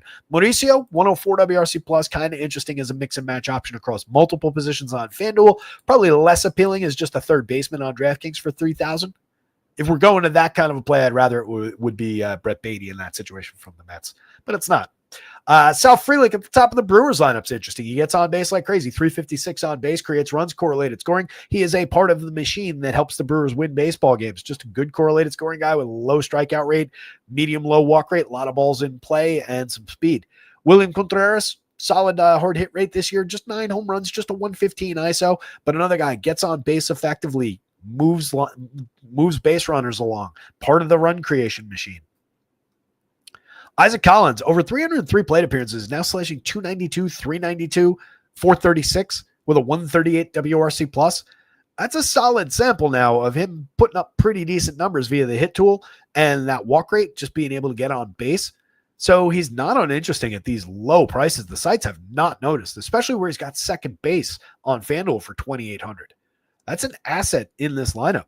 It's a very interesting bat to string together with those other two excellent on-base options ahead of Christian Yelich, who himself is an excellent on-base option, but he's also their best power bat. 21 home runs, a 184 ISO, 334 xWOB under the surface, a 121 WRC plus. It's fantastic, and he's only 3,500 mixed in with a bunch of cheaper hitters. Andrew Vaughn's been fantastic since joining this Milwaukee team. 13.8% barrel, 51% hard hit overall, 12 home runs on the season, but a lot of them have come in the month since being a Brewer. He's just been rolling. Take advantage. He's still very affordable. 31 on FanDuel, only 34 on DraftKings. I read the numbers on the last couple shows, and we really don't have time. But I haven't been pulling up graphs all that much today. So just one more, just because he's so cheap and so worth talking about. Over this last month, since joining the Brewers on the 7th of July, 7 of his 12 home runs, slashing 377, 444, 701 with a 215 WRC plus, a 325 ISO, 14 runs scored, 28 runs batted in. Not that those are predictive in any way, but he's just been in the right situation and just coming through time after time after time. And it's him establishing himself or reestablishing himself after 3 medium effective years with some power upside. It's him being the best version of himself, but not really completely defying any kind of expectations. Just a great month from a kid with a lot of talent. Blake Perkins has mix and match quality, a little bit of power, a little bit of speed, can do a lot of what all these Brewers do. Bryce Turang's got speed. He's getting on at a 340 clip this year, a 106 WRC plus. Not a major power bat, but does have 8 home runs and is carrying a 45.2% hard hit this year. So he's driving line drives more effectively, finding a little bit of success that way. Caleb Durbin's not uninteresting, 261, 344, 366, another just ludicrously high on base percentage. From a productive guy. And then Joey Ortiz, kind of a soft spot at the bottom of the lineup. We kind of cut things off in the 8 spot here. But I mean, that's an average 8-man on base percentage of 344. You wonder how this team wins baseball games. That's how. Woodruff, Brewers, Mets, Senga. And I really question Senga.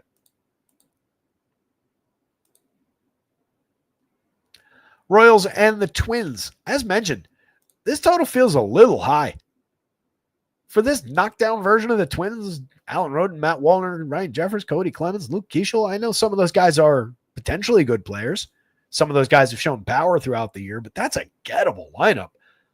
Seth Lugo might not be an ace, but he's got a 3.06 ERA, a 4.22 xFIP, which is higher but non-tragic. 21.5% strikeouts, 8.2% walks. He's allowed a fair amount of premium contact and power this year. Last year, he pitched to a 3.0 ERA with a 3.83 xFIP, 21.7% strikeout over 5.7% walks. Walks are up a little bit this year, but otherwise looks a lot like that guy from last year.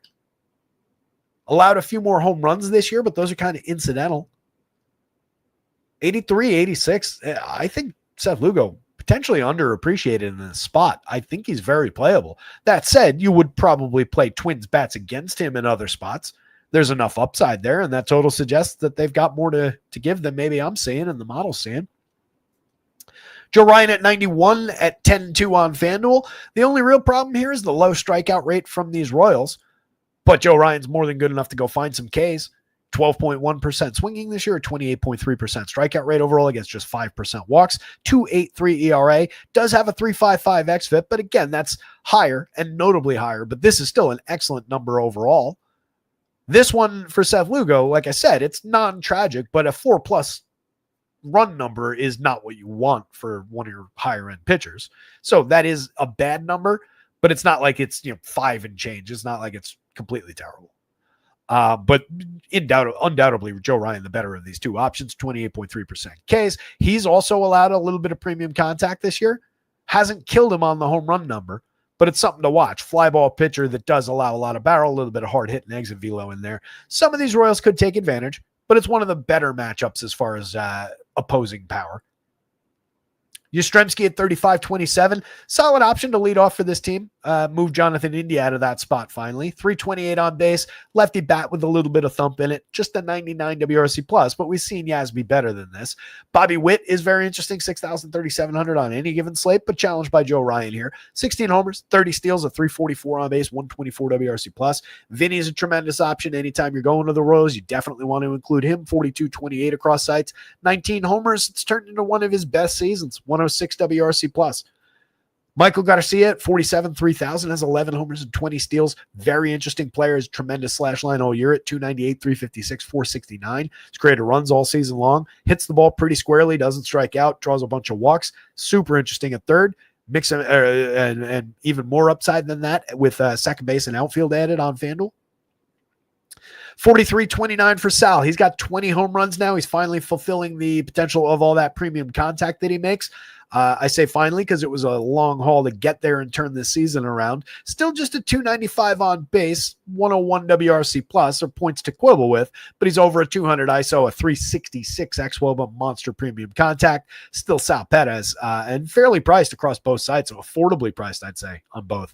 Adam Frazier, little bit of hit tool in there, mix and match caliber player across multiple positions. Not uninteresting to fill out a lineup. Has shown us a little bit more than Jonathan India, but they're very, very similar guys overall. India actually has an 88 WRC plus compared to the 82 that Frazier's put up in more plate appearances for India so far. Also a 332 xWOBA for India versus the 279 for Frazier. So overall, India's the better player between these two, but taking Frazier with them both performing at the level that they're at for a cheaper price at the same positions, you can definitely make that argument from one spot higher in the lineup. John Rave, Kyle Isbell, mix and match pieces down the bottom of the lineup. Between the two, Isbell's been the more productive, but neither guy's all that good, as you can see by their terrible WRC plus marks. 2,300, 2,400 for Alan Roden is kind of interesting from the leadoff spot for the Twins. I understand the 198, 273, 319 has no appeal whatsoever, but this is a kid who's got a noteworthy hit tool at every level coming up through the minors. He is an interesting bat for those cheap prices if they continue to lead him off ahead of power bats like Matt Wallner. A little bit of power out of Ryan Jeffers, certainly some power upside from Cody Clemens and Luke Keeschel. You have 12 home runs on board in just 228 plate appearances from Cody Clemens, a 251 ISO. Outside of that, limited production, but a 112 WRC plus overall and an excellent 364 xWOBA, suggesting we can get even more out of this hitter over time. Jeffers, 8 home runs in 348 chances, a limited ISO, but a 112 WRC plus. He's provided some upside. 15 home runs on the board in 269 plate appearances out of Wallner with all this premium contact and believable upside for premium contact. That's an interesting bet for 3,000 to throw at Seth Lugo. Keeschel at 29 at second base, 28 on FanDuel. A very solid 35 plate appearances from a kid who's one of their higher-end prospects. Had an excellent game just the other day. Like the upside in a continuing sense. He's barreled the ball effectively in a limited number of opportunities so far. Obviously, this is a 35 plate appearance sample.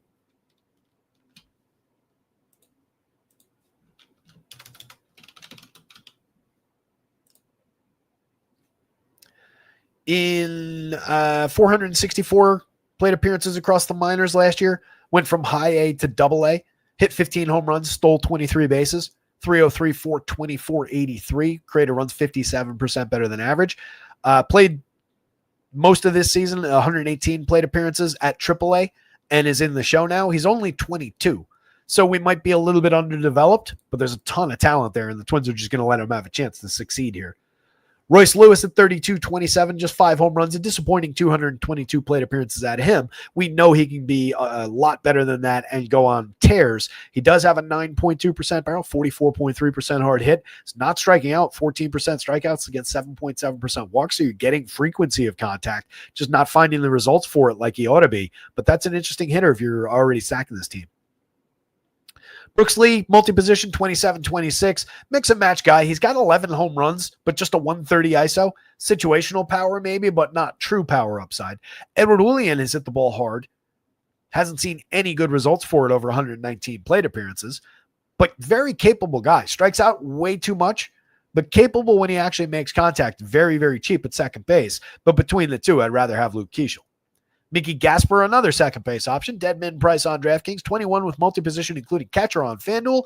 49 uninteresting plate appearances. Not much more than a mixer. The names and the quality, as we go through this lineup, is a lot of the reason why I think Seth Lugo is underappreciated here. Joe Ryan, Twins bats given that total, I got to do it, but Seth Lugo right there with them at those prices. And then Royals bats below that.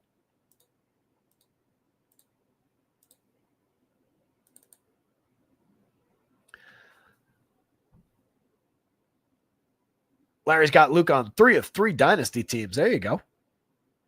Wild stuff. Miz got called up, dominated. Savali got sent to the bullpen. He wanted out. Day later, he gets traded for Vaughn. Milwaukee must be thanking Savali. Yeah. Yeah. Not a bad couple of circumstances there from Milwaukee fans.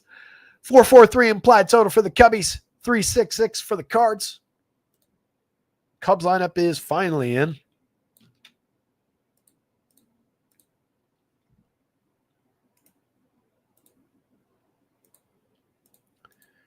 What do we have here? 1, 2, 3. Jesus. We got a lot of games to go. All right. I'm trying to do this as quick as possible. 551. Michael McGreevy at 56.69 against this excellent Cubs team. He hasn't been terrible, but he also hasn't been good. There's really not much standing out as a reason to play him against an excellent offense with a 4.43 implied total outside of just the fact that he's a spot filler at 56. But I think it's just not the right day to be doing that. There's just so much to work with on the board that the probability that one of those $7,000 and change pitchers is going to exceed him while still providing you the affordability to get to the bats you need is so extreme that it doesn't really feel like the right spot to play McGreevy. Just 14% strikeouts. He's been good with limiting walks, just a 4.27 xFIP, but that's higher than you'd want it against no strikeouts. So I think we're leaning Cubs there. Matthew Boyd at 88 at 94 on FanDuel, very much in play. 2.34 ERA, but a 3.82 xFIP that speaks to the ongoing lack of total faith that I have in this pitcher. But 23% strikeout, a 5.6% walk, solid 10.7% swinging, very good at limiting premium contact and power despite a lot of fly balls so far, and going up against a very limited Cardinals team that I just don't worry about their power hitting really. There's plenty of strikeout here at 23% with some guys in the upper 20s and 30s going down this lineup. So I think there's a lot of upside, a lot of potential here for Boyd to slip through with a very good score for 88 on DraftKings and be right around where he's supposed to be for 94 on FanDuel. If we're going Cubs bats, Michael Busch in the leadoff, 47-32, 354 on base to go with 21 home runs. He's been absolutely tremendous, a 141 WRC plus with a monster breakout season for him that's maybe gotten overshadowed by other breakouts on this team. 27 home runs for Seiya Suzuki, showing a ton of power all year long, a 262 ISO. Went through, I shouldn't say all year because he's coming out the other side, hopefully, of like a 4-week stretch with very limited power output since I traded for him in the Dynasty League, but monster bat overall, down to just 4,900 on DraftKings FanDuel, holding a little stronger at 34. Kyle Tucker's a superstar, 59, 4,018 homers, 23 steals, a 142 WRC plus. Just fire away with Tucker shares. Ian Happ at 4,000 at 3,100. Interesting spot in the lineup for Happ where we can capitalize on a little bit of power or use him to reset the table for PCA for Carson Kelly behind him in this lineup. Productive hitter, 106 WRC plus, even in a down season. He's gotten there. Solid premium contact numbers, draws a ton of walks. Happ is interesting no matter how you slice it. PCA is expensive, but tremendous. 27 homers, 29 steals, a 131 WRC plus. Not a lot of better players for fantasy this season. Carson Kelly's cheap at below 4,000 where you have to play catchers, 28 where you don't. 13 home runs on the board and just 288 chances, a 215 ISO. Plenty of power and premium contact there. Willie Castro, more interesting, I would say, on this deeper Cubs team now, where he kind of gets buried again down, even if he's in the middle of the lineup, especially when he goes down lineup for very cheap pricing. That becomes a spot where Castro's now he's not, people are trying to get to those first 6 hitters more, maybe Dansby a little bit more. So he gets lost in the shuffle a little bit. And given the quality, given the upside that he can produce, that becomes a very interesting option when he's affordably priced like this, especially with that second base eligibility. 10 home runs, 9 steals, a 104 WRC plus. Looks like a Willie Castro season to me. Nico's got 19 stolen bases, a 340 on base, strong season in terms of the hit tool, 106 WRC plus. And then Dansby, 18 home runs, 8 steals, not getting on base effectively like he oughta. 97 WRC plus is a reflection of that, but a 345 xWOB is reflective of the premium contact that he makes, I would say, more than anything else. 11.6% barrel, 46.9% hard hit. If nothing, he's shown us plenty of power upside on any given slate as a cheap shortstop and a way to fill out this Cub stack, like Dansby quite a bit.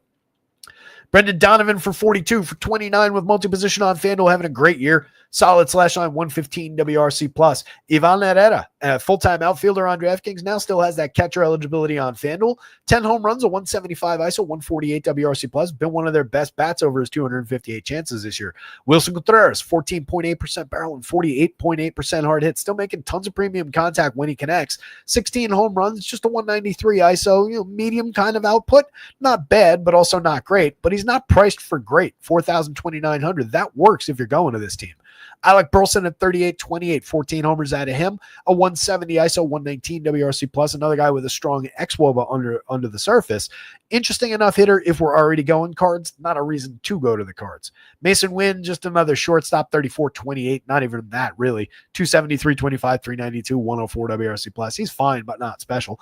Jordan Walker had the potential to be special, is making, at least interesting, if not special contact, 8.8% barrel, 47.2% hard hit, has seen nothing for it over 258 plate appearances, just a 231, 287, 319, a 73 WRC plus, 3 homers, just 0.088 ISO. That flies in the face of this contact. If nothing else, the home run total in that ISO ought to be a little bit higher. Good player 2 years ago, super high end, was one of the top prospects in all of baseball. Kind of put it together in that rookie season, got no credit for it, and they've been just kind of jerking him around with promotion, demotion since. They should have just left him in the lineup. They were going nowhere anyway. Thomas Segisi, mix and match quality at the absolute best for cheap pricing. Pedro Paz, same thing. Garrett Hampson, probably lower end than even that. So really, really weak Cardinals lineup. Love the opportunity for Matthew Boyd, again, to succeed at his prices. Matthew Boyd. I haven't done that a lot this year. Matthew Boyd, Cubs bats. 2 premium options on this slate. And then after that, I guess Cards bats and then McGreevy, but you're just throwing darts with either one of those things. Cards bats probably are quite a bit better of an option than McGreevy, though. Rays Mariners lineup is in. Another couple of good pitchers here. Drew Rasmussen, Matt Rasmussen, just kind of limited because they are declared to be managing his innings. 7,900, 7,700. I would say he's probably priced for that. He's pitched to a 2.81 ERA, a 3.43 xFIP, 22.6% strikeout. You can see the monster number by Stuff Plus.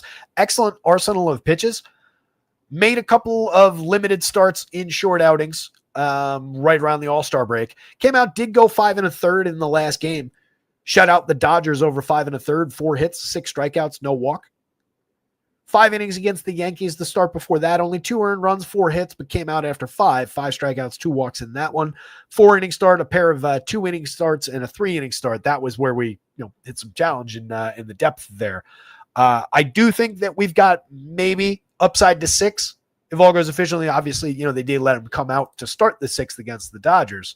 So maybe we've got that in the cards today against the Mariners team that is very, very good, but on the wrong day for them can be gettable. Does have some strikeout available. So Rasmussen's interesting for 5 and change, 7,900, 7,700, inoffensively priced. Luis Castillo at 81 at 91 on FanDuel. He's only pitching to a 21% strikeout this year. Comes with a generally good walk rate, 3.22 ERA, but a believable 4.11 xFIP under the surface, allowing a lot of barrels, tons of hard hit, tons of exit velo, and it comes on a fly ball trajectory. So he is super lucky right now to be at a 2.37% home run rate. These Rays, few hitters in this lineup that could change that a little bit. That said, not the best power hitting team, especially if it's this version of the lineup. We'll see what we get. Castillo, helped by the ballpark here, helped by that sub 4 implied or sub 3.5 implied total for the opposing team. I would say 81, very playable on DraftKings. 91 on FanDuel. Bumps into some other guys at that price. The depth has been fine. 131 1/3 in 23 starts. Pretty good. Handful of 7-inning starts and number of 6-inning starts here. Just not his best season, but certainly not bad. Worth playing. If you get the downside of the Rays, there's plenty of strikeout available for him. Chandler Simpson in the top spot is ridiculous to have at 5,000 on DraftKings. It's just stupid. The kid's excellent. He's got a really good hit tool. If he gets on base, he'll steal 2 or 3 bases. But what about him justifies a $5,000 DraftKings price? He's got an 87 WRC plus. He's never barreled a ball in his life. 16.4% hard hit. Yeah, he doesn't strike out. He also doesn't really draw walks. So it's difficult for him to get to first base. He succeeds via BABIP and speed. And that's all he's got to offer. So yeah, he can put up big days. I absolutely love the hitter. 29 on FanDuel works. 5,000 on DraftKings? That's crazy. In a pitcher's park against Luis Castillo. Just dumb.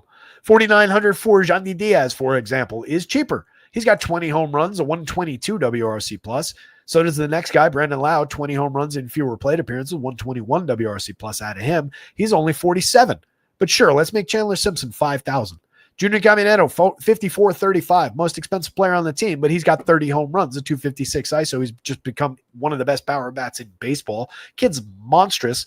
I get having him at 54-35. You're telling me he's only 400 better than Chandler Simpson? I think not. Josh Lowe at 37-29, effective enough. 7 home runs, 11 steals, just a 90 WRC plus, but we've seen him be better than this. Those are decent prices for Josh Lowe's talent. Jake Mangum, on the other hand, 33-28, 283, 23-51, and falling. Not a good player. 89 WRC plus, quad A player in his late 20s. Johnny DeLuca at 3,024 maybe gives you a little bit more than that. 59 pretty good plate appearances so far, 125 WRC plus, a very underwhelming 265 xWOBA though, and no premium contact to speak of. Hunter Fiducia at the catcher spot, 22-21 across sites. I did that thing with my hand again when I said his name. Just very cheap at the catcher position. Taylor Walls, mix and match quality guy who can maybe steal you a base. Top of the Mariners, Randy Arozarena, tremendous opportunity, 5,200, 3,200. He's 23 home runs, 21 stolen bases. Just the best form of Randy Arozarena that we've seen in a couple seasons. Excellent player, 134 WRC plus. Cal Raleigh with 42 homers, 13 stolen bases, and counting. Again, every morning where Cal Raleigh wakes up, he is having the best catcher season of all time.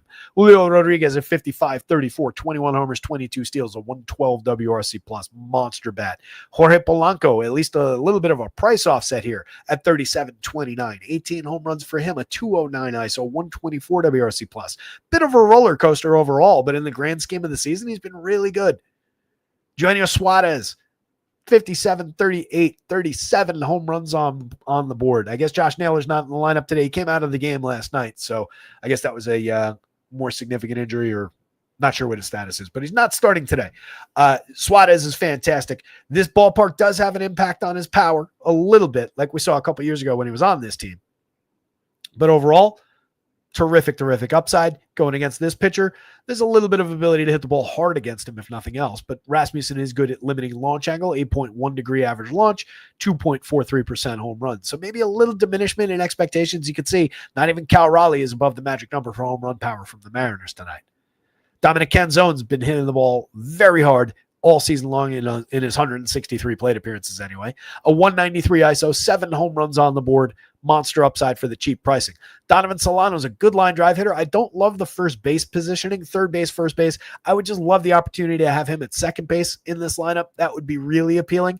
But he's capable of driving the ball, capable of helping create runs, getting on base. So far, it's been an underwhelming 166 plate appearances, but we've seen better from him, and he's very cheap. J.P. Crawford remains very, very interesting down lineup, given the 357 season long on base, capable of getting that up into the 380, 390 range when things are going right. He's just trended down lately, but for the season, a 114 WRC plus, an ideal guy to wrap around and bring back to the top of the lineup. Cole Young, not really providing that much of that, but a 326 on base, moderately effective over 180 chances. He's not been bad. He's just also not been good.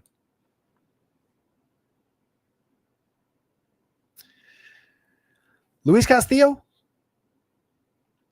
Drew Rasmussen, Mariners bats, Rays bats. Bats a lot less on the table, but between the two, the Mariners look a lot better. The Rockies and the Diamondbacks. Both of these lineups are in. No reason in the world to talk about Austin Gomber here. Sub 14% strikeout, a 6 ERA, a 5-something xFIP. Let's just skip him.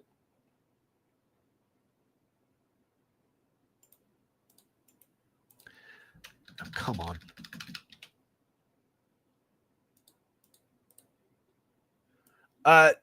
Zach Gallen in play, talented guy, kind of a roller coaster of a pitcher, pitching to a 5.48 ERA, but a very notable 4.02 xFIP.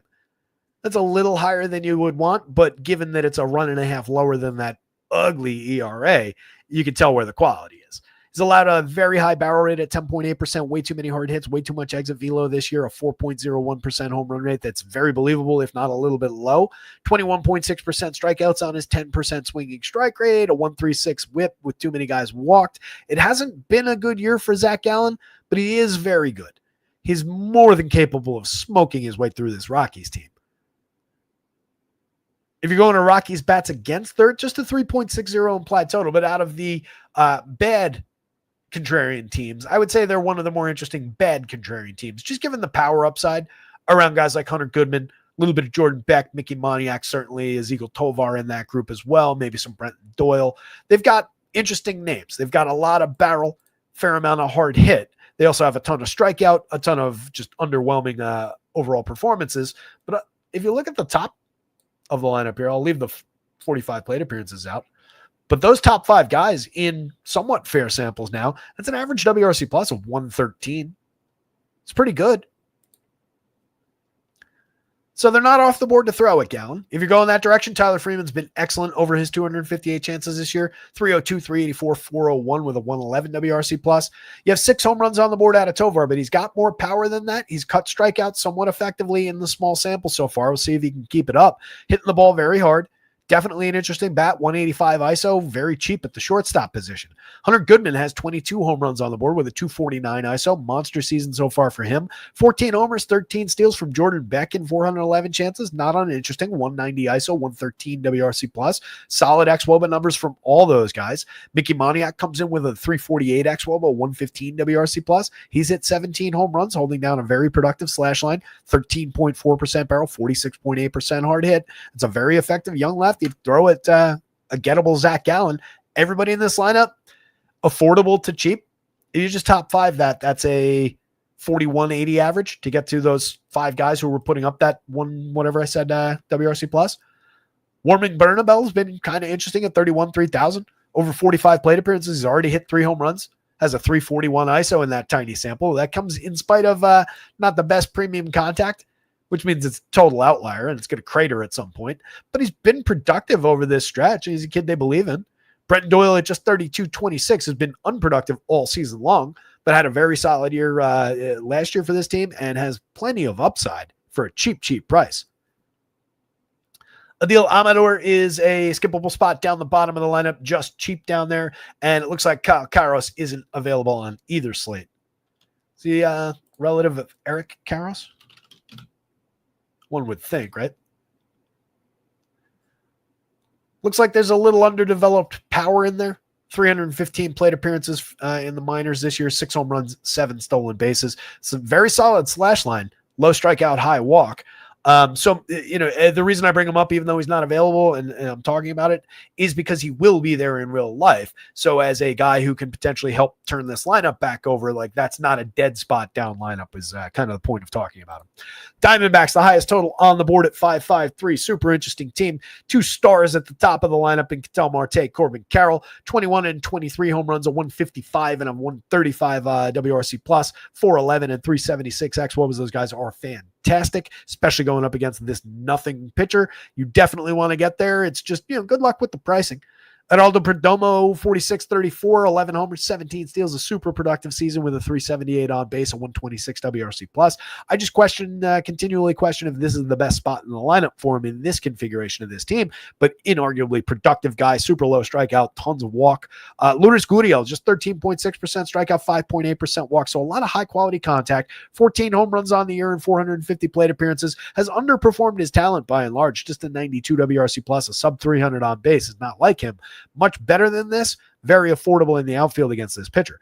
Tyler Locklear is really cheap at 26-24. Talked about him enough over the last couple of days that hopefully you know where the upside is. Monster season in the minors so far this year, getting a full opportunity as they're just starting first baseman now, throwing him up against a nothing left-handed pitcher here. I love the upside for Tyler Locklear to succeed. Blaze Alexander's given us a little bit of premium contact so far. Not a lot of production over 83 plate appearances, 1 home run, 2 steals, and 83 WRC plus. But if he can square the ball up effectively for cheap pricing, third base, not great. Second base is where I'd want him for 24 on FanDuel. But at worst, a mix and match player in a lineup we want to aggressively get to. James McCann has been better in 66 plate appearances this year than he had been over the last couple of seasons. Just 2 home runs, a 145 ISO, but a 125 WRC plus in the tiny sample, 50% hard hits. Interesting enough pitcher, always has found success against lefties, especially bad lefties. Could be a good day to be James McCann. 7.26 in the home run model is kind of a standout among the bottom end players, and he's very cheap at the catcher spot on DraftKings. Jorge Barosa and Connor Kaiser at the bottom of the lineup look entirely skippable. Mix and match pieces at the absolute best. Let me give Kaiser a quick second here, though.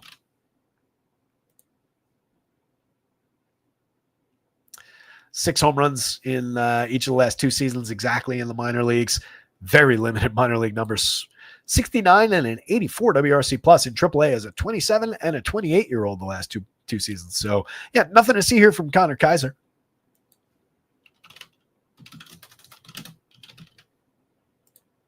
And then Barosa, mid-board home runs. We looked him up yesterday. Mid-board, like 12, 13 home runs in his best couple seasons down in the minors and 20-plus stolen bases. Still young, only 24. You'd probably expect more out of Barosa than out of Connor Kaiser, who's clearly a quad A player and not even that. Diamondbacks bats, Zach Gallen. Rockies bats, don't play Austin Gomber. 3 to go. All right. Do we have lineups? We do. Just to talk through the Red Sox bats against Nick Pivetta. Pivetta has been tremendous throughout the season. We'll get to him in just a second because we do want him on the mound. But the Red Sox, Roman Anthony just signing the big extension in the leadoff spot. Kid's having a tremendous year. Earned every dollar of that, in my opinion. Hasn't hit for a ton of power yet, despite making fantastic premium contact. That is going to come in the long term for Roman Anthony. He's too good for it not to. You can see 11.2% barrels, 56.9% hard hit, but only resulting in 2 home runs, a 141 ISO. Those numbers will climb. Everything else is intact already. 127 WRC plus. Alex Bregman, a 10 plus in the home run model. The only Red Sox hitter above a 10. But you do have Willier lurking at 9.54. A lot of mid-board type qualities from this Red Sox lineup. And they have a collection of guys who do hit the ball hard, do collect extra base hits. Bregman in under 300 plate appearances has 14 home runs at 234 ISO. Tremendous year. Just a shame it's not a complete season for him. Or from a Yankee fan perspective, I'm glad it hasn't been a complete season for him. Don't root for injuries, though. 47 for Jarren Duran on DraftKings, 46 for Trevor Story. Those are interesting bats. Both guys have a 10.6% barrel rate on the season. 12 home runs, 18 steals for Duran. 18 home runs, 19 stolen bases for Trevor Story. Somehow Story still at just a 99 WRC plus. Duran up at 114. The difference being the on-base percentage and the just few more walks that Duran's capable of drawing while striking out a little bit less. Both those guys for DFS purposes, though, more than interesting. Those are excellent options from mid-board type prices. Masataka Yoshida at 3,000 to 2,600. Another guy, very interesting and not priced like the good version of him. Priced like the guy who's slashing 222, 263, 333. He is much better than that. Very capable line drive hitter. Abraham Toro, at worst, giving you a mix and match quality this year. Just an 88 WRC plus, 6 homers, 2 steals over 250. Yeah, actually, we've come down from that a little bit. Just looking more like another frustrating season from a player who ought to be better than what we get from him. Low strikeout, low walk, but has lost a lot around the edges after his first 150 or so plate appearances. Willier, on the other hand, tremendous from down here. Only 4,000 on DraftKings, 31 on FanDuel. Guy has a 12.2% barrel, 45.8% hard hit with 20 home runs and 358 plate appearances. Mostly a platoon guy against righties, but that's the strong side of the platoon. 231 ISO, 113 WRC plus. What's not to like about him when he's this cheap? Ceddanne Rafael is another guy who hits the ball very hard, has seen some productivity for his counting stats this year, 102 WRC plus, a little bit higher than last year. Scores a lot of runs, drives some in, 14 homers, 15 steals. Very interesting guy. And then Connor Wong, terrible year this year, excellent year last year. At that cheap a price, I'll roster it and hope that I get the guy for one night that we saw throughout like all of last year.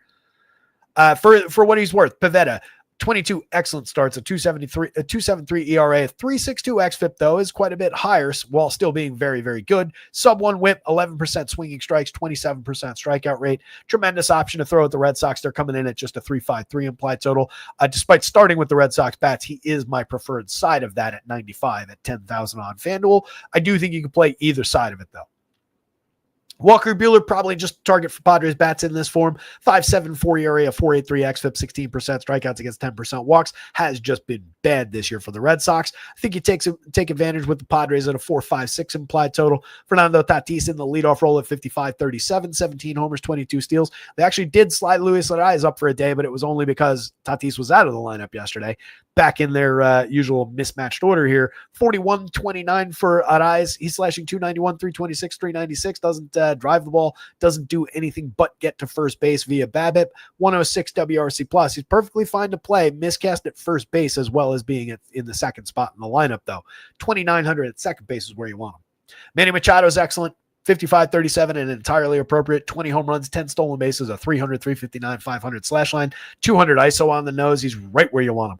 Jackson Merrill is affordable, 46.33 for what we know that talent is. It's been a bad 351 plate appearance or a moderately effective 351 plate appearance. I don't want to undersell it. He's got an okay slash line, a 107 WRC plus. We're just not getting the output that we saw throughout his rookie season last year. But premium contact galore, still a manageable strikeout rate despite going up a little bit. Walk rate's actually up a little bit. There's a very productive player lurking in there. Xander Bogaerts at 44, 3,000 has 9 home runs, 17 stolen bases on the season. He's got a 340 on base, creating runs 10% better than average now. 342 xWOB under the surface. We've been talking about him, I feel like, all year long, and he's just been productive with a few dips along the way and not necessarily the power output that he used to have, but he's not been bad for power, not been bad for, frequently giving you the occasional big shot that scores you a big bunch of points, and is a good correlated scoring option when he's not doing that.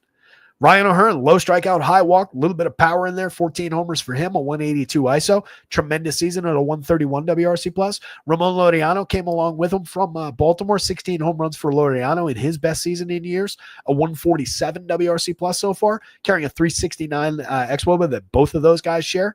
Those are two very strong bats for very fair prices at 42.38 down lineup on DraftKings.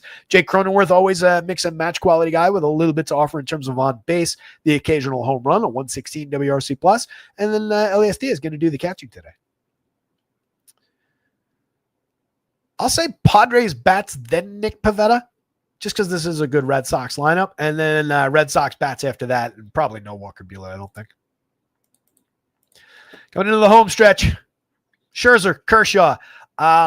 Between the two, you want to go to Max against the Dodgers more than Clay against the Blue Jays.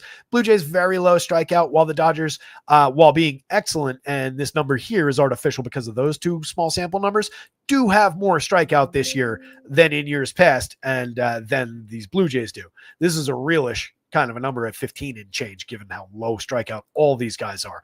Bunch of good run creators in that lineup. It's a very interesting Blue Jays team, and Clay just hasn't been Clay. 3.29 ERA, but a 4.36 xFIP. Not really finding the strikeout stuff. Hasn't been tragic, but also hasn't been all that good. A lot of hard hit and exit velo allowed. Not bad in terms of barrel rate. Maybe we're not looking at a monster home run day, and that's not being reflected for the Blue Jays. It's also not really who they are this year, but a lot of sequencing, a lot of hit tool. You can see a lot of things working against Clay here. Good as much as I'd love to see both these guys go, 7 innings and duel the whole way. I don't think that's in the cards. 77-87 for Max, though. He comes in with a 27% strikeout, just 4.9% walk, 4.39 ERA, but a 3.95 xFIP, inducing nearly an 11% swinging strike rate. Has been effective keeping guys off base, but has allowed a little bit of power. These home runs, since nobody's on, or fewer guys are on than some problematic pitchers, it's less impactful, but he has given up some home runs, some premium contact, 5.52% home run rate in his 8 starts. Definitely can get to some Dodgers bats at 4.81, Blue Jays as well at 4.29. Both teams on the board. Davis Schneider, let me see if we got this lineup in. We do not have this one. We do have the Dodgers lineup. The Dodgers lineup is almost exactly what we would typically expect. It's not exactly what's projected there, though. Starting at the top with the Blue Jays, though, Davis Schneider, a solid mixer, a little bit of power, high strikeout, but high walk rate out of him. 230 ISO over 136 plate appearances with 7 home runs. Not nothing, just kind of a weird spot for him in the lineup, given all the higher end players. But he is getting on base at a 368 clip, so you do get that. You get the aggressive walk rate out of him up there. Ernie Clement at 37.28, very affordably priced. Hit tool focus player, 293.25, 403, a 101 WRC plus. An effective table setter, just depends on his value, kind of comes from where he is in the lineup and how he lines up against, like, the premium bats here. Vladdy Guerrero at 59, 35, 18 home runs, a solid season overall. The power's dipped a little bit. The premium contact has not. Still expecting the monster final stretch here from Vladdy. 8.8% barrel and 48.8% hard hits out of Bo Bichette this year. He's been tremendous. 301, 344, 75. Creating runs 26% better than average. Nothing not to like about that spot. Ty France at 33.25. Just another player. Only 6 home runs this year. A 109 ISO, 95 WRC plus. Effectively low strikeout, low walk, and a fair amount of decent contact at least. Just doesn't capitalize on that. You can roster that kind of a player, though, against this version of Clay Kershaw from the right side of the plate for a cheap price. Just help with the sequencing. Maybe he gets the correct opportunity where guys are on base in front of him and capitalizes on it. So as a part of Blue Jays stacks, definitely has some appeal. As a standalone option, not really much appeal at all. Buddy Kennedy, just the dead min price on both sites. 11 pretty empty plate appearances so far. A spot filler in the 6th spot. Nathan Lukes for 43.29. 10 home runs on the board. A 166 ISO. 17% better than average by WRC plus. At worst, a mix and match quality outfielder that's very low strikeout. Pretty high walk rate. Tyler Heineman not giving you much from the catcher spot in the long term, but so far this year, 336, 409, 500. I don't know that that's sustainable. Just a 293 xWOBA. It doesn't hit the ball hard at all, but has shown some results for it. So mix and match at worst for 36. Miles Straw doesn't give you much at all. 263, 05, 341. Does have a little bit of a hit tool, a little bit of speed. That's what he relies on, but we've got better options for that already in this lineup. Dodgers bats, Shohei Ohtani. Mookie Betts is in the midst of a season-long struggle, but continues to hit in the 2 spot. He's still Mookie Betts in there somewhere. Freddie Freeman at 48.36 is a bargain. Monster season out of Freddie, a 139 WRC plus, 13 home runs. Will Smith at the catcher spot, 52.33, just one of the best catcher bats in all of baseball. 316, 416, 529 with a 212 ISO and 14 home runs. Max Muncy back in the lineup, 39.32, 15 homers on the board for him, a 223 ISO. Monster option, 16.3% walks. He's cut strikeout to just 21.5% this year while maintaining his excellent premium contact quality. Max Muncy is a bargain at either price. Teoscar Hernandez at 46.34, 18 home runs for him in 52 more plate appearances than Max. 214 ISO, 342 xWOBA, 108 WRC plus. I would say that Max is the better option between the two, but Teoscar's fantastic on his own. I don't know why I said fantastic with a little bit of an accent there. Teoscar's kind of spilled into it. 31.27 for Michael Conforto, Andy Pages, Alex Freeland down lineup. I'd say out of those 3, Pages has had the best season clearly, but Conforto's really interesting. 9 home runs, sub Mendoza, 301 on base, and 82 WRC plus. I get it. Has not been good at all, but still 9.2% barrels, 42.1% hard hit, a lot of walks, a 341 xWOBA. There's a lot to still believe in with him being as cheap as he is. And then Freeland, a little bit more than a mix and match quality guy for those cheap prices. Just hasn't had much opportunity to prove himself yet, but 23 effective plate appearances so far. Dodgers bats, Blue Jays bats, Max Scherzer, Clay Kershaw in that order. If you have to go to the pitching, it's definitely Max. But hopefully that'll just be a fun one. Nats, Giants rounding things out in the last game here. Jake Irvin, just target for Giants bats. 15.7% strikeouts, 4.89 ERA, 4.68 xFIP. Look at all the premium contact. Take advantage, late night hammer spot for some Giants. Matt Gage is opening probably an inning, maybe a little bit more than that, and then he's going to hand off to whatever that other guy's name is, Kai Wei Teng. They are oddly checking the Nationals, who is a mediocre team, so I kind of get that in a pitcher's park, so I kind of get it. Those two are checking those guys down to a sub-4 implied total. I don't think they're completely off the board, but they don't look all that appealing here. If you're going to Nationals bats, it's all about those two, CJ Abrams, James Wood. They're 2 best players by far. 14 home runs, 24 for James Wood, 14 for CJ Abrams, 26 stolen bases and 14 stolen bases. They kind of reverse each other's numbers in each category. 121, 130 WRC plus marks from those two guys. Then we just kind of drop off. Luis Garcia not having the year he had last year. 9 home runs, 9 stolen bases, a 93 WRC plus, but a 352 xWOB under the covers that's reflective of how the high caliber at which he hits the ball and the frequency. 15.3% strikeout, 5.4% walk. You get a lot of well-struck balls out of Luis Garcia for a fair price at second base. He's always playable. He's just not been overly productive this year.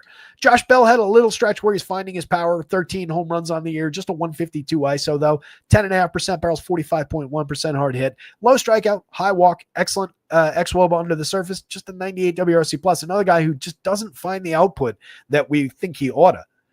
Dalen Lyle, mix and match quality over 185 plate appearances, not much more than that out of Jose Tena with no counting stats to speak of, and it gets worse from there. 95 pretty bad plate appearances from Robert Hassel so far, though he is supposed to be good. I would consider him from down lineup, given the 8.7% barrel, the 44.9% hard hit for such a cheap price in the outfield. I think he plays up a little bit better than either of these two. And then certainly more so than Drew Millis, who's just cheap catcher bat, and then Jacob Young, who's a nothing option in the outfield. Millis has for 2,800 given you 33 good plate appearances so far. 367, 406, 467 with a 148 WRC plus.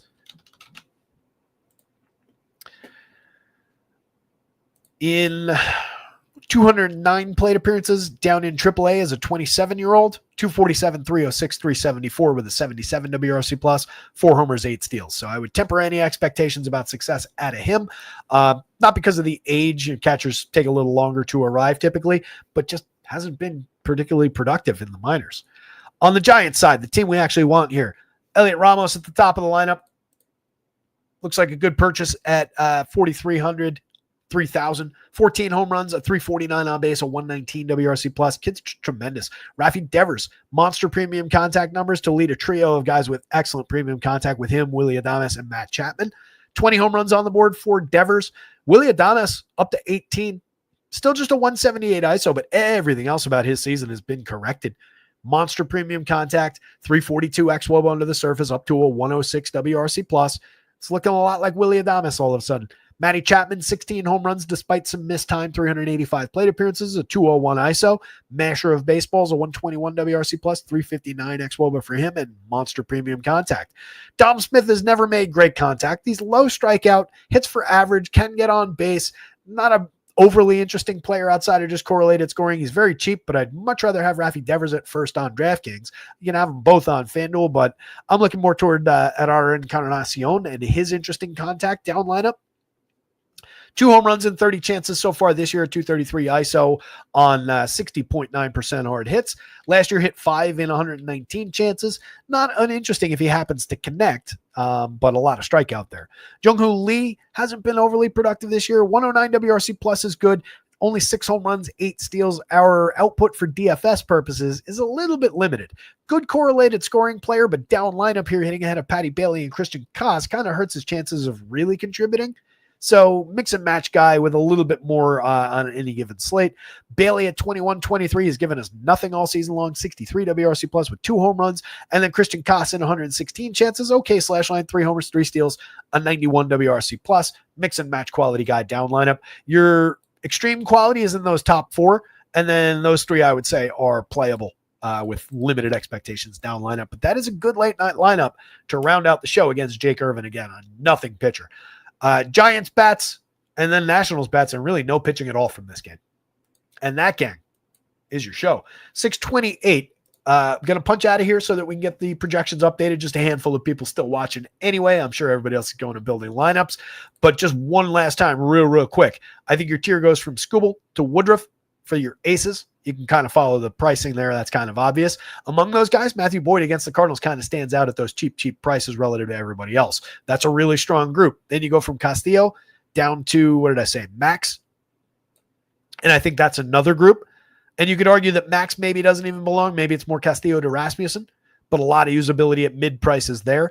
And then you're just throwing darts across here. I do think maybe JT Chin, though, at that 6,300, given a little bit of strikeout quality, maybe you can get away with that as your cheap dumpster dive of the day on DraftKings. Schlittler a little bit less.